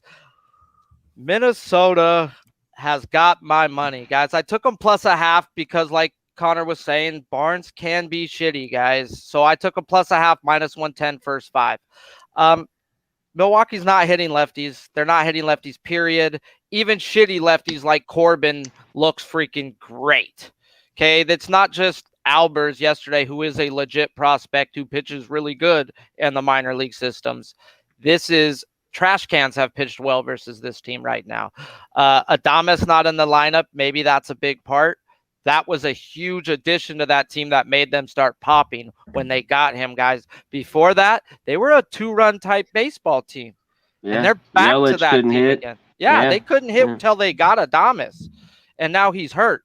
And I think I saw Escobar maybe on the list of hurt too. So their trade pieces aren't even in the lineup. And guess what? I'm going to blow your mind a little bit, Ian. Minnesota Twins, #2 bullpen the last 15 days. Yesterday, Paul wanted to bet the live over after it hit under, and I says, no, dude, and it stayed at that score. They were good yesterday, 100%. Okay? The last 15 days, Minnesota has been the second best bullpen in the league, guys. Just take that as it will, bro, and that kept me off a live bet that most people by the heads would just ran to, guys. And you've got to look at how they're doing 30 days, 15 days. Make sure they're staying up to par. Are they gassed? Are they tired? Like the Dodgers have been falling back because they're tired, guys. They went 9 innings in an extra inning and a bullpen day.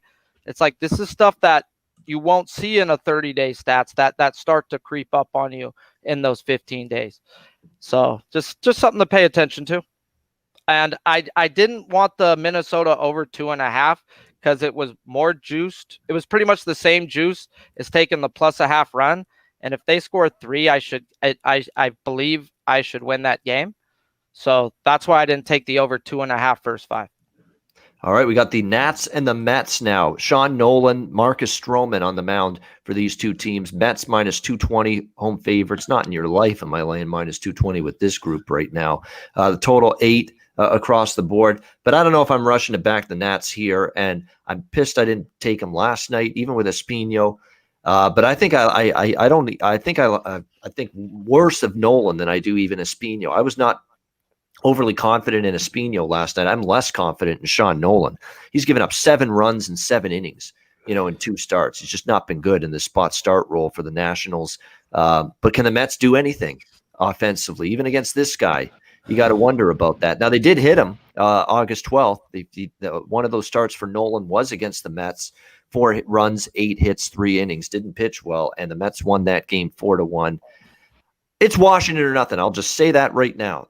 I'm not laying anything in this price range with this Mets team, which is just a horror show right now. They've lost 4 in a row. They're 2-8 in their last 10 games. I do like the way Stroman's pitched. Don't get me wrong. And he's been the one guy they've kind of won games with on the mound. His last 4 starts have been very good, 2-2 in those games. He did beat the Dodgers 7-2 6 days ago in his last start. So, gosh, if they're going to win a game, you'd think it's today with Stroman. He's been very good. But, boy, not in this price range. Not in your life am I looking at the Mets at a minus 220 price right now. It's either take a shot with Washington or pass. I passed yesterday, and I shouldn't have. I probably should take something on Washington, but I feel like this is a worse bet with Washington today than it was yesterday because I think Nolan's even worse than Espino in terms of pitching for Washington. So I'm not involved. I'm just staying out of it. Lean Washington, though, absolutely. It's the only side I could go with at this price. What do you think, Conor, Mac, Nats, Mets? Yep, Nats are pass here. Man, I was on the Nats. Their team total against lefty finally busted yesterday, and then they won the game. I was pissed off. Just horrible. The Nats. Nolan scares the shit out of me. But I guess it's dare to hit, Mets just take the Nats because the Mets can't hit lefties. Like you said, they hit him the other day. But, I mean, I guess this team's due to break out. It's been a long freaking time since they scored more than 3 runs. Or it feels like that to me. A couple weeks. So I know Stroman's good. I love them all year. It's just Nolan. I always lean under, City Field unders. But you're not getting a bargain at 8. But yeah, it'd only be Nats here, and I lean under on a total. All right, Sharpie, anything here? Washington, New York Mets. I didn't know bet. Shout out to the chat. 121 likes, 205 live on a Saturday morning right before college football. You guys rock. Smash the like if you haven't. I haven't bet this yet, guys. And like you said, the line's just off, guys. The Mets aren't hitting lefties, so I can't put my money on that. Nationals really aren't hitting righties either, though. But I just got a weird stat I wanted to let everybody out there know. Over the last 30 and 15 days, who would you think has the better bullpen out of the shitty-ass Washington Nationals or the good-ass New York Mets? Well, it's the Washington Nationals. Yeah. That's freaking crazy, bro, because I fade the Nats every time they get to their bullpen live betting. Yep. I don't give a damn where they're at. They're 23rd. What do you do? They still suck. I can't believe the Mets are farther back than them. And it's not just a 15-day sample. It's the whole month. So it's a first 5 if you like Stroman, maybe a -1. And get the hell away from the Mets, bro, because Stroman's the only thing good for them right now. And I don't know if he steps up today like he did versus the Dodgers. He steps up on games like that. He got this fucking ego. He shows up, chain blinging. He's ready to rock. It's the Washington Nationals. It's not that type of atmosphere there, guys. So does he bring that same intensity he did last week? I don't know. So I'm off this game. Just maybe a live bet to the over if it stays under once they throw these bullpens out there. All right, yeah, first 5 under. Dom preaching that in the chat that might be a way to go in this game. I like it. Mets offense, you gotta trust Nola. I mean, and the Mets offense. I like. What do you trust more, the Mets offense or Nolan? None. Mm-hmm. I'm running. Yeah. Got me scared. Yeah. How about a dead heat? How about I don't trust either one? I don't trust Nolan. I don't trust the Mets offense. That's why I think if Nolan shuts them down, I'm not shocked. If the Mets actually hit him a little bit, I'm not shocked. I wouldn't be shocked either. Right. I wouldn't be shocked either. But I'm not trying to catch a falling knife like they say, bro. Not today. Yeah, that's the thing with that. That's a tricky handicap. The Mets line up what they do or don't do against Nolan today. That's the tricky part of this game. All right, San Francisco, Atlanta, Logan Webb, Oscar Yanoa on the mound in this one. We've got the Giants here around, Braves around a slight home favorite, -1, actually even money pretty much now. Both sides, 8.5 the total. Atlanta, give them credit last night. Nice win for them, comeback, beating the Giants. We kind of thought Atlanta might win that game. Reed on the mound, who's been good.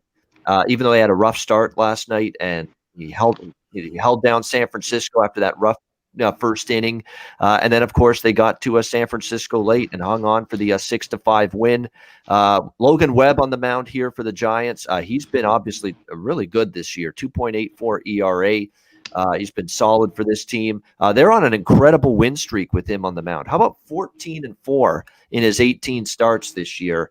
You got Yanoa for Atlanta, who has actually pitched quite well the last couple outings since rejoining the rotation. Shut out Miami in 5.1 innings against the Yankees, the red-hot Yankees. 3 runs, 4 hits, 6 innings, and a home run allowed. Not terrible when you consider that he was facing a potent Yankees team, which is just tearing the baseball apart right now. So he's pitched better. He's got good numbers at home, 2.15 ERA. This definitely could be a first 5 under play in this one with the Giants and the Braves. One thing I normally like doing, though, is when it comes to San Francisco is when they lose the previous game, I usually like to back them. And their win percentage bears that out. They are winning games at a near 71% clip this year after a loss.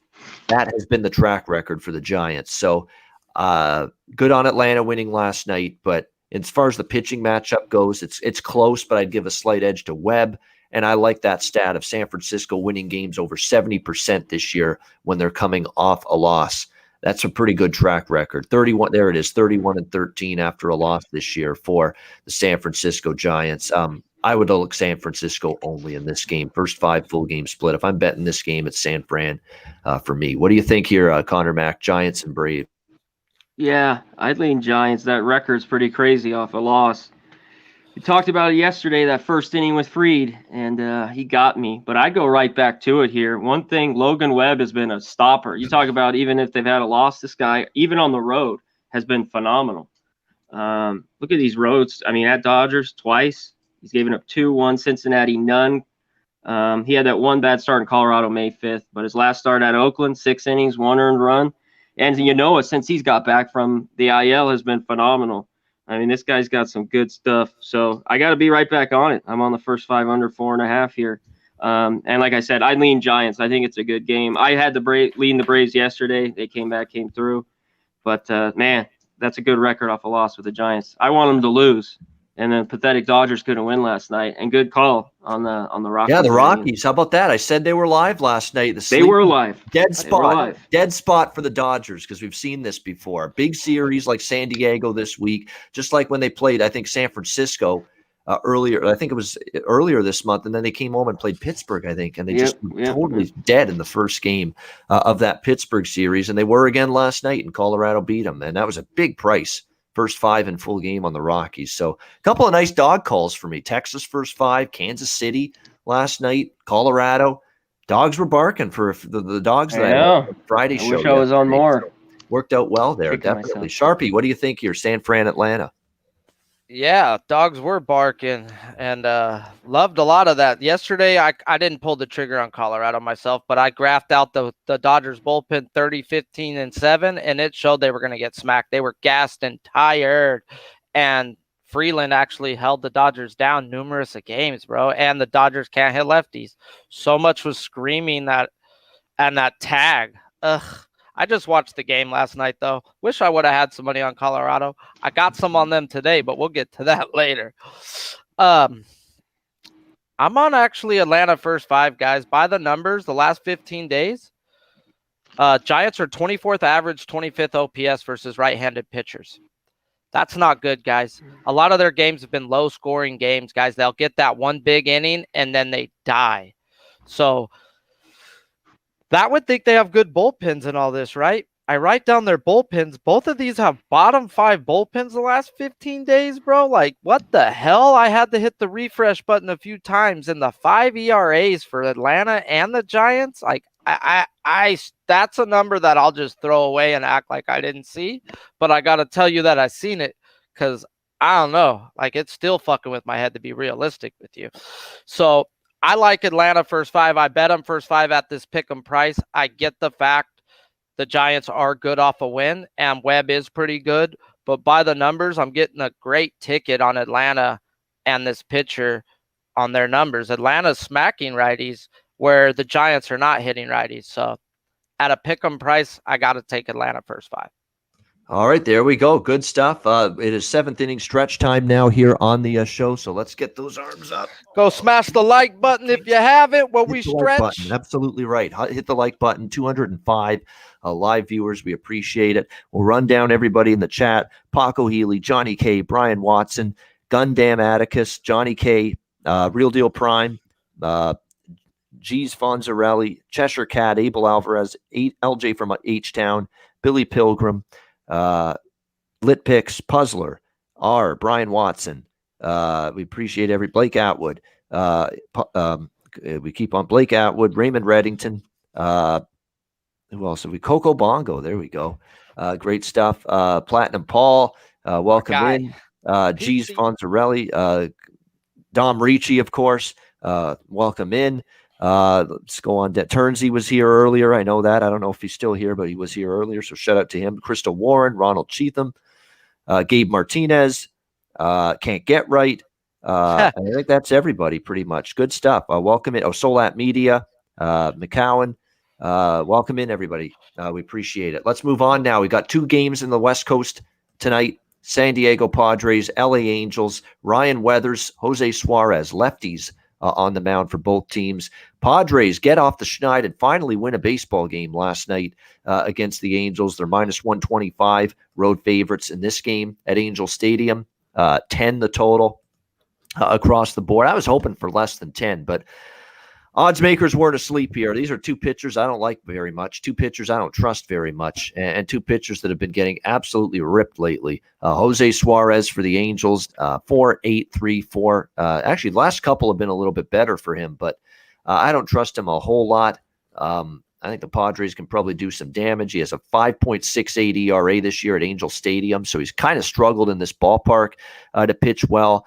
The Padres, mysteriously, their production against lefties the last 10 games, 132 average and 3.3 runs per game. Yet I can't envision them not getting to Suarez with how he's pitched. Ryan Weathers, we know, has just had a rough go of it. A lefty that's just not been sharp whatsoever, not been fooling any opposing hitters. The last 4 starts, he's given up 8 runs in 4 innings to Colorado, 6 runs, 3 innings to Arizona, 6 runs, 4.2 innings to Miami, 5 runs, 4 innings to Colorado. I mean, it's just been one brutal start after another here for Ryan Weathers. Now, I do like the momentum angle for San Diego. They couldn't get out of their own way. They finally win a game. They shut out the Angels 5-0. I don't want to go against that. And they need the wins, but I am not endorsing Ryan Weathers as a road favorite. There's no way, no how. So I am not involved in the side here. The one thing that concerns me about the Angels, and even though they should hit Weathers, is this lineup scored 1 run in their last 2 games. Against Aiken. Well, Musgrove's a good pitcher, but Aiken, what's the explanation there? Only scoring 1 run in that game against Keegan Aiken of the Baltimore Orioles. That does concern me, but just based on what the starting pitching matchup is, the lean here for me is over, but I didn't get less than 10. I got 10 at Angel Stadium at night. It's not like this is a bargain total. So, yeah, I lean over, but it's priced pretty well. So I don't know if I'll pull the trigger, but I lean to the over in this game. There should be runs in theory with these 2 pitchers on the mound. What do you think here, Connor Mack? Padres and Angels. Yeah, Weathers has just been horrible lately. The Angels got to score runs, but I talked about yesterday, I knew that long road trip, they were dead flat, and they already a lineup I don't love in the Angels. And Ohtani, you talked about Vladdy, maybe he's tired a little bit. His average is dipping. I know he's hit a couple jacks, but he's down in the 260s now. Obviously, he's the MVP, with his pitching as well. But, the bats just have been quiet. I guess, send Weathers out there to get right. Suarez is horrible. I'm with you. I can only look over. I love the Padres yesterday. I told you. I think they're a short price. You got to back Weathers. But, I mean, both these pitchers, every time they go out, seem to get 4 or 5 up, and then you got to go to their bullpen. So I'd lean over here. And the Padres. What do you think here, Sharpie, Padres and Angels? I think my little lady kitty wanted to come say hi. I think so. Look at that. Hey there, kitty, kitty, kitty. Her name's Liddy because she's lit off a crack pipe. Yeah. She's like smoked crack or something. Her mom must have had a crack rock or something because she's always running around. So, back to baseball, though. On the Cincinnati. That shit blew my mind because I really thought they got to Aiken and it was Watkins they got to. So watch this game be a dead ass under first 5, guys. Like straight up.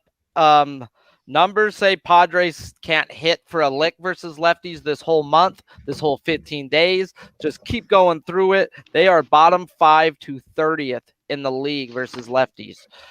Yes, Suarez sucks, but if you run through some of those teams, 3 of those teams he got whooped by are top 5 teams versus lefties. So if you go back to Seattle, who sucks, he held them to 1 run, and you go back to other teams, it's like, okay, he can hold shittier teams down. Padres lineup 1 through 9 doesn't say they're shitty, but the numbers say they are. So, and Weathers is a straight fade. I just can't trust these Angel bats. So I'm going to stay off. I just had a lean and just burn it straight up. I just hope the Padres lose for my personal sake. How about that? Yeah, we got the Rockies and the exactly. If you're a Dodgers fan, there's nothing that pleases you more than seeing the Padres lose and spit the bit and not even make the playoffs. So I don't want to play them if it's a single game. They play us hard. Like realistically, if I have to play a one-off to get into there, I want any other team but the Padres. I'll play them in a series and we'll smoke them. Yeah. But the one game shootout, you don't like that. You don't like leaving it to that kind of chance. I agree. Rockies and Dodgers. We've got John Gray, David Price here on the mound for these two teams. Final game on this Saturday card. Dodgers minus 230 road favorites. 9 the total, shaded to the under in this game.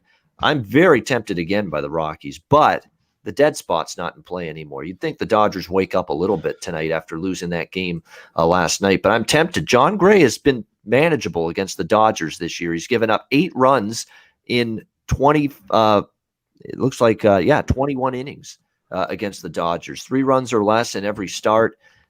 He's been okay against them, so we'll see if he can keep that up here tonight against the Dodgers. David Price, 3.82 ERA overall.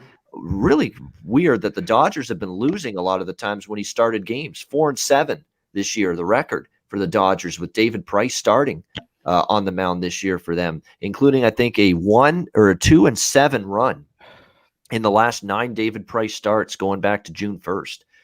I'm tempted by and by the way, the Rockies last 10 games against Southpaws, 364 average, 8 runs per game. Pretty impressive. I don't the Dodgers just have that knack of they lose a game, they bounce back the next game. That's the one thing that does concern me. But at this price, it's Colorado again for me, or nothing. I'm obviously not going to lay this price no pun intended, with David and the LA Dodgers here in this game. Talking to me or Price? Hey. Yeah, exactly. Which David are you talking about now? I know, I was just fucking Dodgers. I just can't. Not at this price. Gray's been okay against the Dodgers. He's hung in there against them. They've been hitting lefties lately, the Rockies. I lean Rockies here, first 5 full game. And just like yesterday, if you're not confident that they're going to be leading after the first 5, you can go plus a half a run for a good plus price still. So that's the way I would lean. But again, I don't like Colorado as much today from a spot perspective, because yesterday was the spot for the sleepwalk from the Dodgers. Maybe they're back to life today. We'll see. What do you think here, Connor? Rockies, Dodgers? Yeah, the price is huge here with the Dodgers. The one thing is the Dodgers have owned Gray, the Gray Wolf. He's just gotten ripped by these Dodgers his whole career. They own him. Pollock 10 for 25, Turner 13 for 38. These guys got multiple jacks. 9 for 25, Seager. Even Asari Bellinger can't get it together. Is 11 for 22 in his career. Maybe it's not the same guy, but down on the line. So that's the only difficult part. But the price is huge. The value's on the Rockies. They have decent numbers off Price, so he's done okay, skating by about 4 innings here. But yeah, I'd only take the Rockies here first 5. All right, Sharpie, what do you like here? Nightcap, Rockies and Dodgers. Hey, shout out to the chat. 130 likes, guys. Try to get to that 150 for me. I'm trying to take a half-gram dab while they're doing these right after these commercials. I know we can get 20 in there. I would like to know, I don't know off the top of my head, but I'm pretty sure the Dodgers aren't profitable after a loss. I'm pretty damn sure that that's not an angle that I would even want to back. I know the Giants are up there. Pretty sure the White Sox are up there. I know last time. What do you mean, just winning? Yeah, because they're such big favorites, though. I think they win the game. Yeah, I think they win, but their number's so big. You know, they're minus 200. They're not profitable. They're not profitable in the money. Not profitable. Not profitable. But they win. Yeah. Because they did go on that 14 out of 18 losing streak. Yeah. Like that. And that would have just burnt your bankroll. Yes. The awful loss is dead when you're on a skid like they were. And every team goes through one of those. Yep. But my numbers say Rockies first 5, guys, like straight up. Rockies versus the lefties the last 30 days, the last 15 days. They're a top 3 team in the league, not a top 5, top 3 average and OPS. They smack lefties, guys. Like 1.5 team total for the Rockies. It seems like a gift in this 98-degree weather that we're in today, guys. It is brutal out here. I got to turn my damn air on now so it'll stay cold all day. So I wanted to know, Conor, were you at a 4.5 or 5 on your book? Because my book was giving me a 5 on the first 5, and I wanted to bet over 4.5. But if it's a 5, I think it's a 5. Okay, I'm gonna have to think about that, because you were saying if they smack Gray, I expect Price to get smacked too. So this may be just a straight up over first 5, guys. And I did bet the Rockies plus a half run because I don't have big balls. I think Gray can get hit, but I think Price gets hit too. And I am on the Rockies over 1.5 first 5. And I'm probably going to jump on the over first 5 altogether. Yeah, by the way, Rockies first 5 plus the half a run, still plus 120. I got plus 125.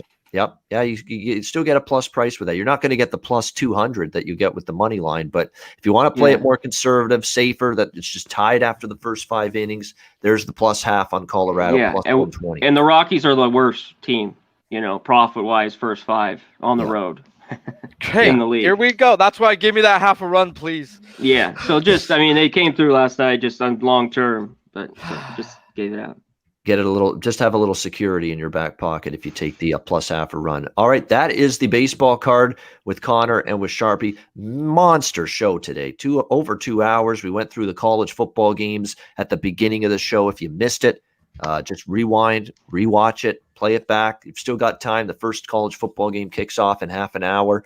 Nebraska, Illinois, and then the other ones are later with the other 3 games. And then we did the MLB card. So great show, hybrid edition of Closing Time. We'll get to our best bets and Jack of the Day for the MLB card in just a moment. But first, by the way, 191 live viewers right now. Hit the like button.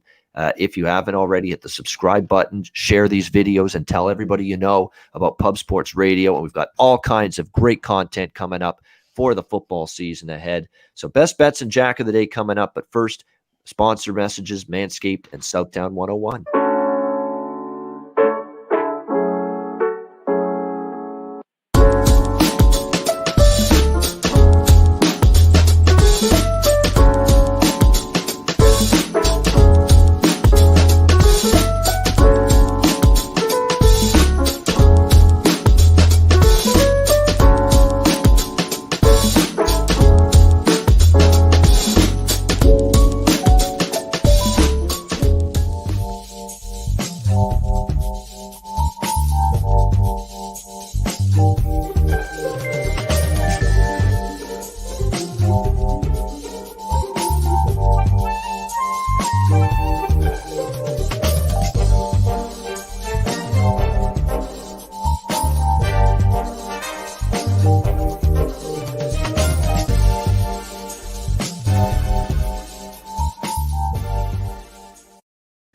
All right, Southtown 101. When you're in San Antonio, Texas, stop in. Great food, drinks, live music, DJs, karaoke, lots of great stuff going on. Southtown 101 in San Antonio. Check them out. Stop in there.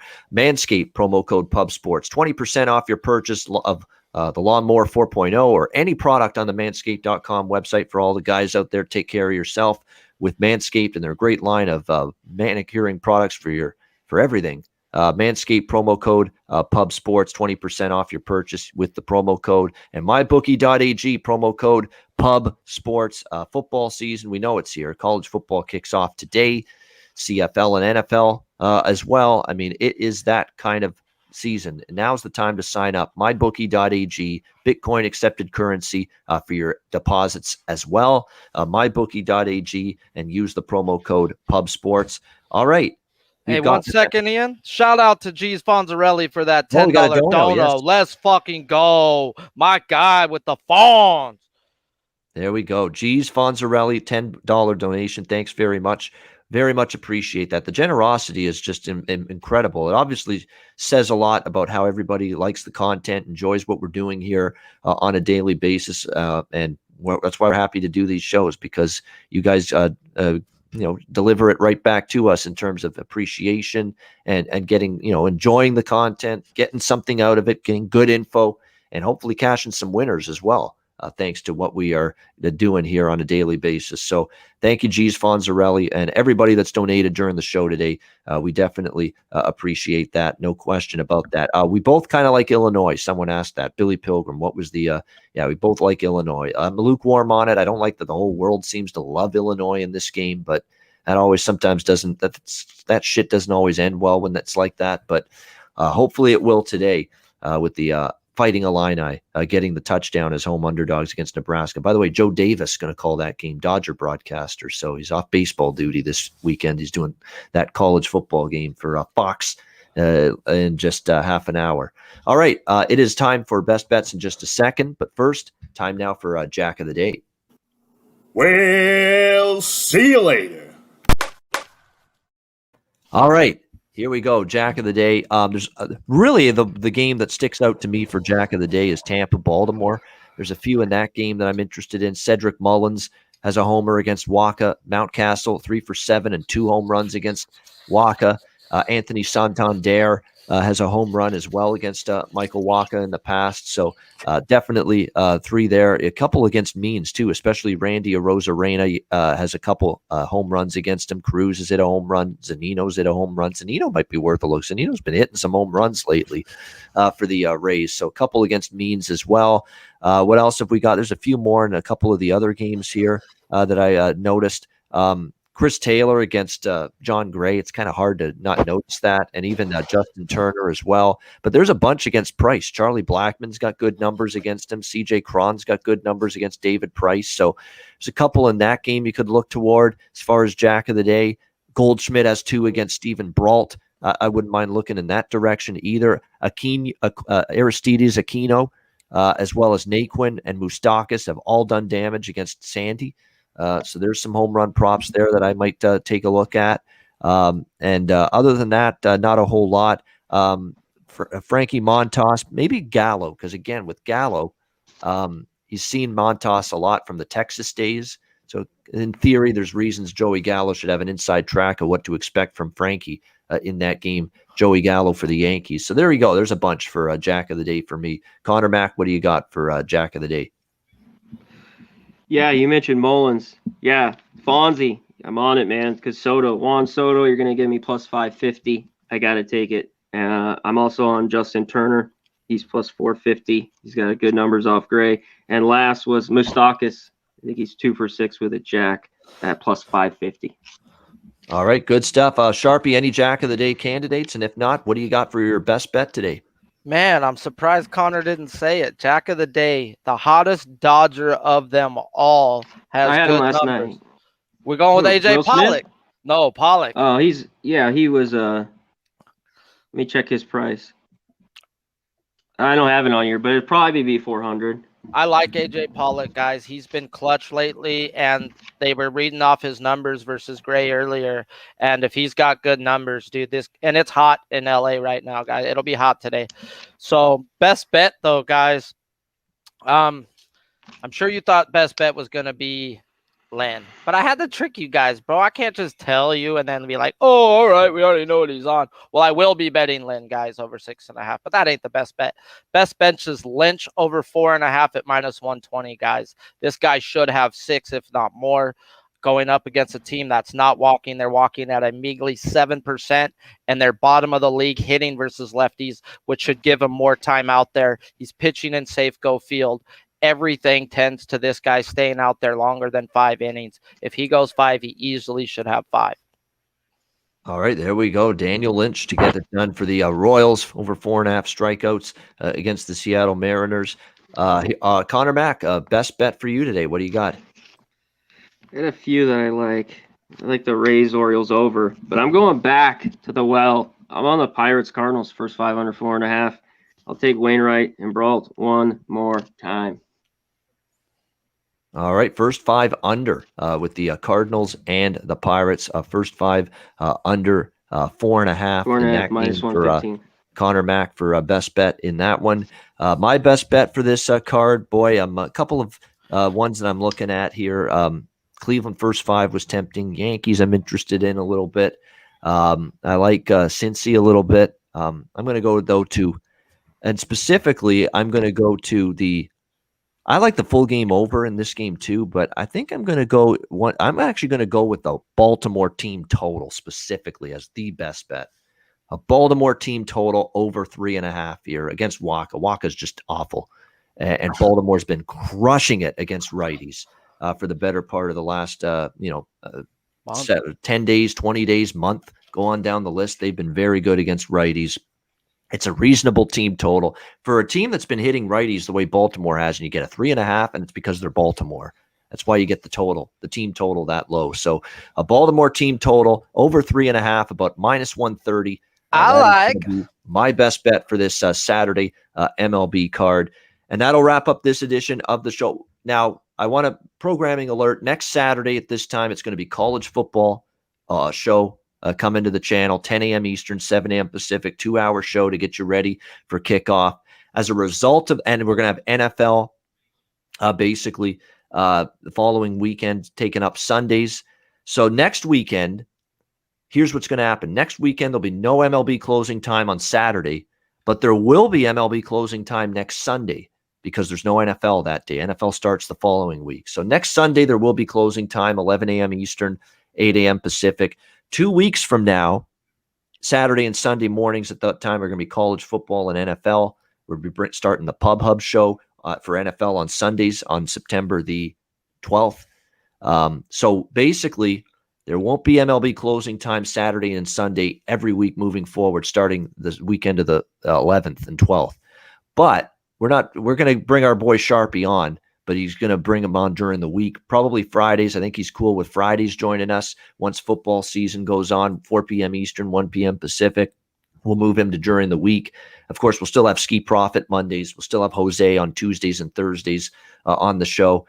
But look, unfortunately, it's just the way it is with football starting. We can't keep the baseball show going on weekends and not do football. It's just that's the nature of the beast. The nature of the beast is football is king in the betting world. It always has been. It always will be. So we're going to end up doing football shows Saturday morning, Sunday morning. We won't have MLB closing time shows throughout the football season on Saturday and Sunday, but we will still have them Monday to Friday, 4 p.m. Eastern, 1 p.m. Pacific. And we'll make sure we get Sharpie on during the week once we move toward football on both Saturdays and Sundays, and that'll take effect the 11th and 12th of September. But next Sunday, there will be an MLB show at 11 a.m. Eastern, 8 a.m. Pacific, because there's no NFL next Sunday. Yeah, I just wanted to say we'll give out our baseball looks, though. Yeah, we'll still throw out a few baseball opinions for sure. On those days. And who knows, maybe we'll have a show later on in that day with somebody. I mean, I'm going to figure it out. Watch, guys. I ain't going to let the people down. There you go. Sharpie will put something together, maybe a video of some kind or something. We can put maybe up we could do that video. On Saturdays and Sundays when for baseball betting during the NFL. Just a month left. So I could easily do a download video of the day that night before the day. There you go. Yeah. So there you go. So there's still going to be some kind of baseball betting content Saturdays and Sundays during football season. It's just we won't be doing a full show dedicated. Yeah, just not a full on. But we'll get shit out there. Yeah. Yeah, exactly. But we will still, like Conor and I on the college football show on Saturday, or even the NFL on Sunday, we'll throw out a couple baseball picks out there for you for both days. So that's basically the gist of it moving forward. We will be back, by the way, tomorrow, 11 a.m. Eastern, 8 a.m. Pacific tomorrow, MLB closing time show, and we'll break down the Sunday MLB card. Looking forward to that. For Conor Mack, for Sharpie, I'm Ian Cameron. Have a great Saturday. Enjoy the day. What a fun day. NFL preseason and CFL. There's a CFL game. There's UFC. Check out the UFC live stream tonight here on Pump Sports Radio for sure. And, of course, college football, MLB. It's a great Saturday ahead. Hope we make it a profitable one. Enjoy the games and good luck. Cash some tickets. Thanks for the support. Hit the like button on your way out. Thanks for watching the Closing Time Show, and we'll be back tomorrow on Sunday, 11 a.m. Eastern, 8 a.m. Pacific, with the MLB Closing Time Show once again, right here on you know where, you know the place, Pub Sports Radio.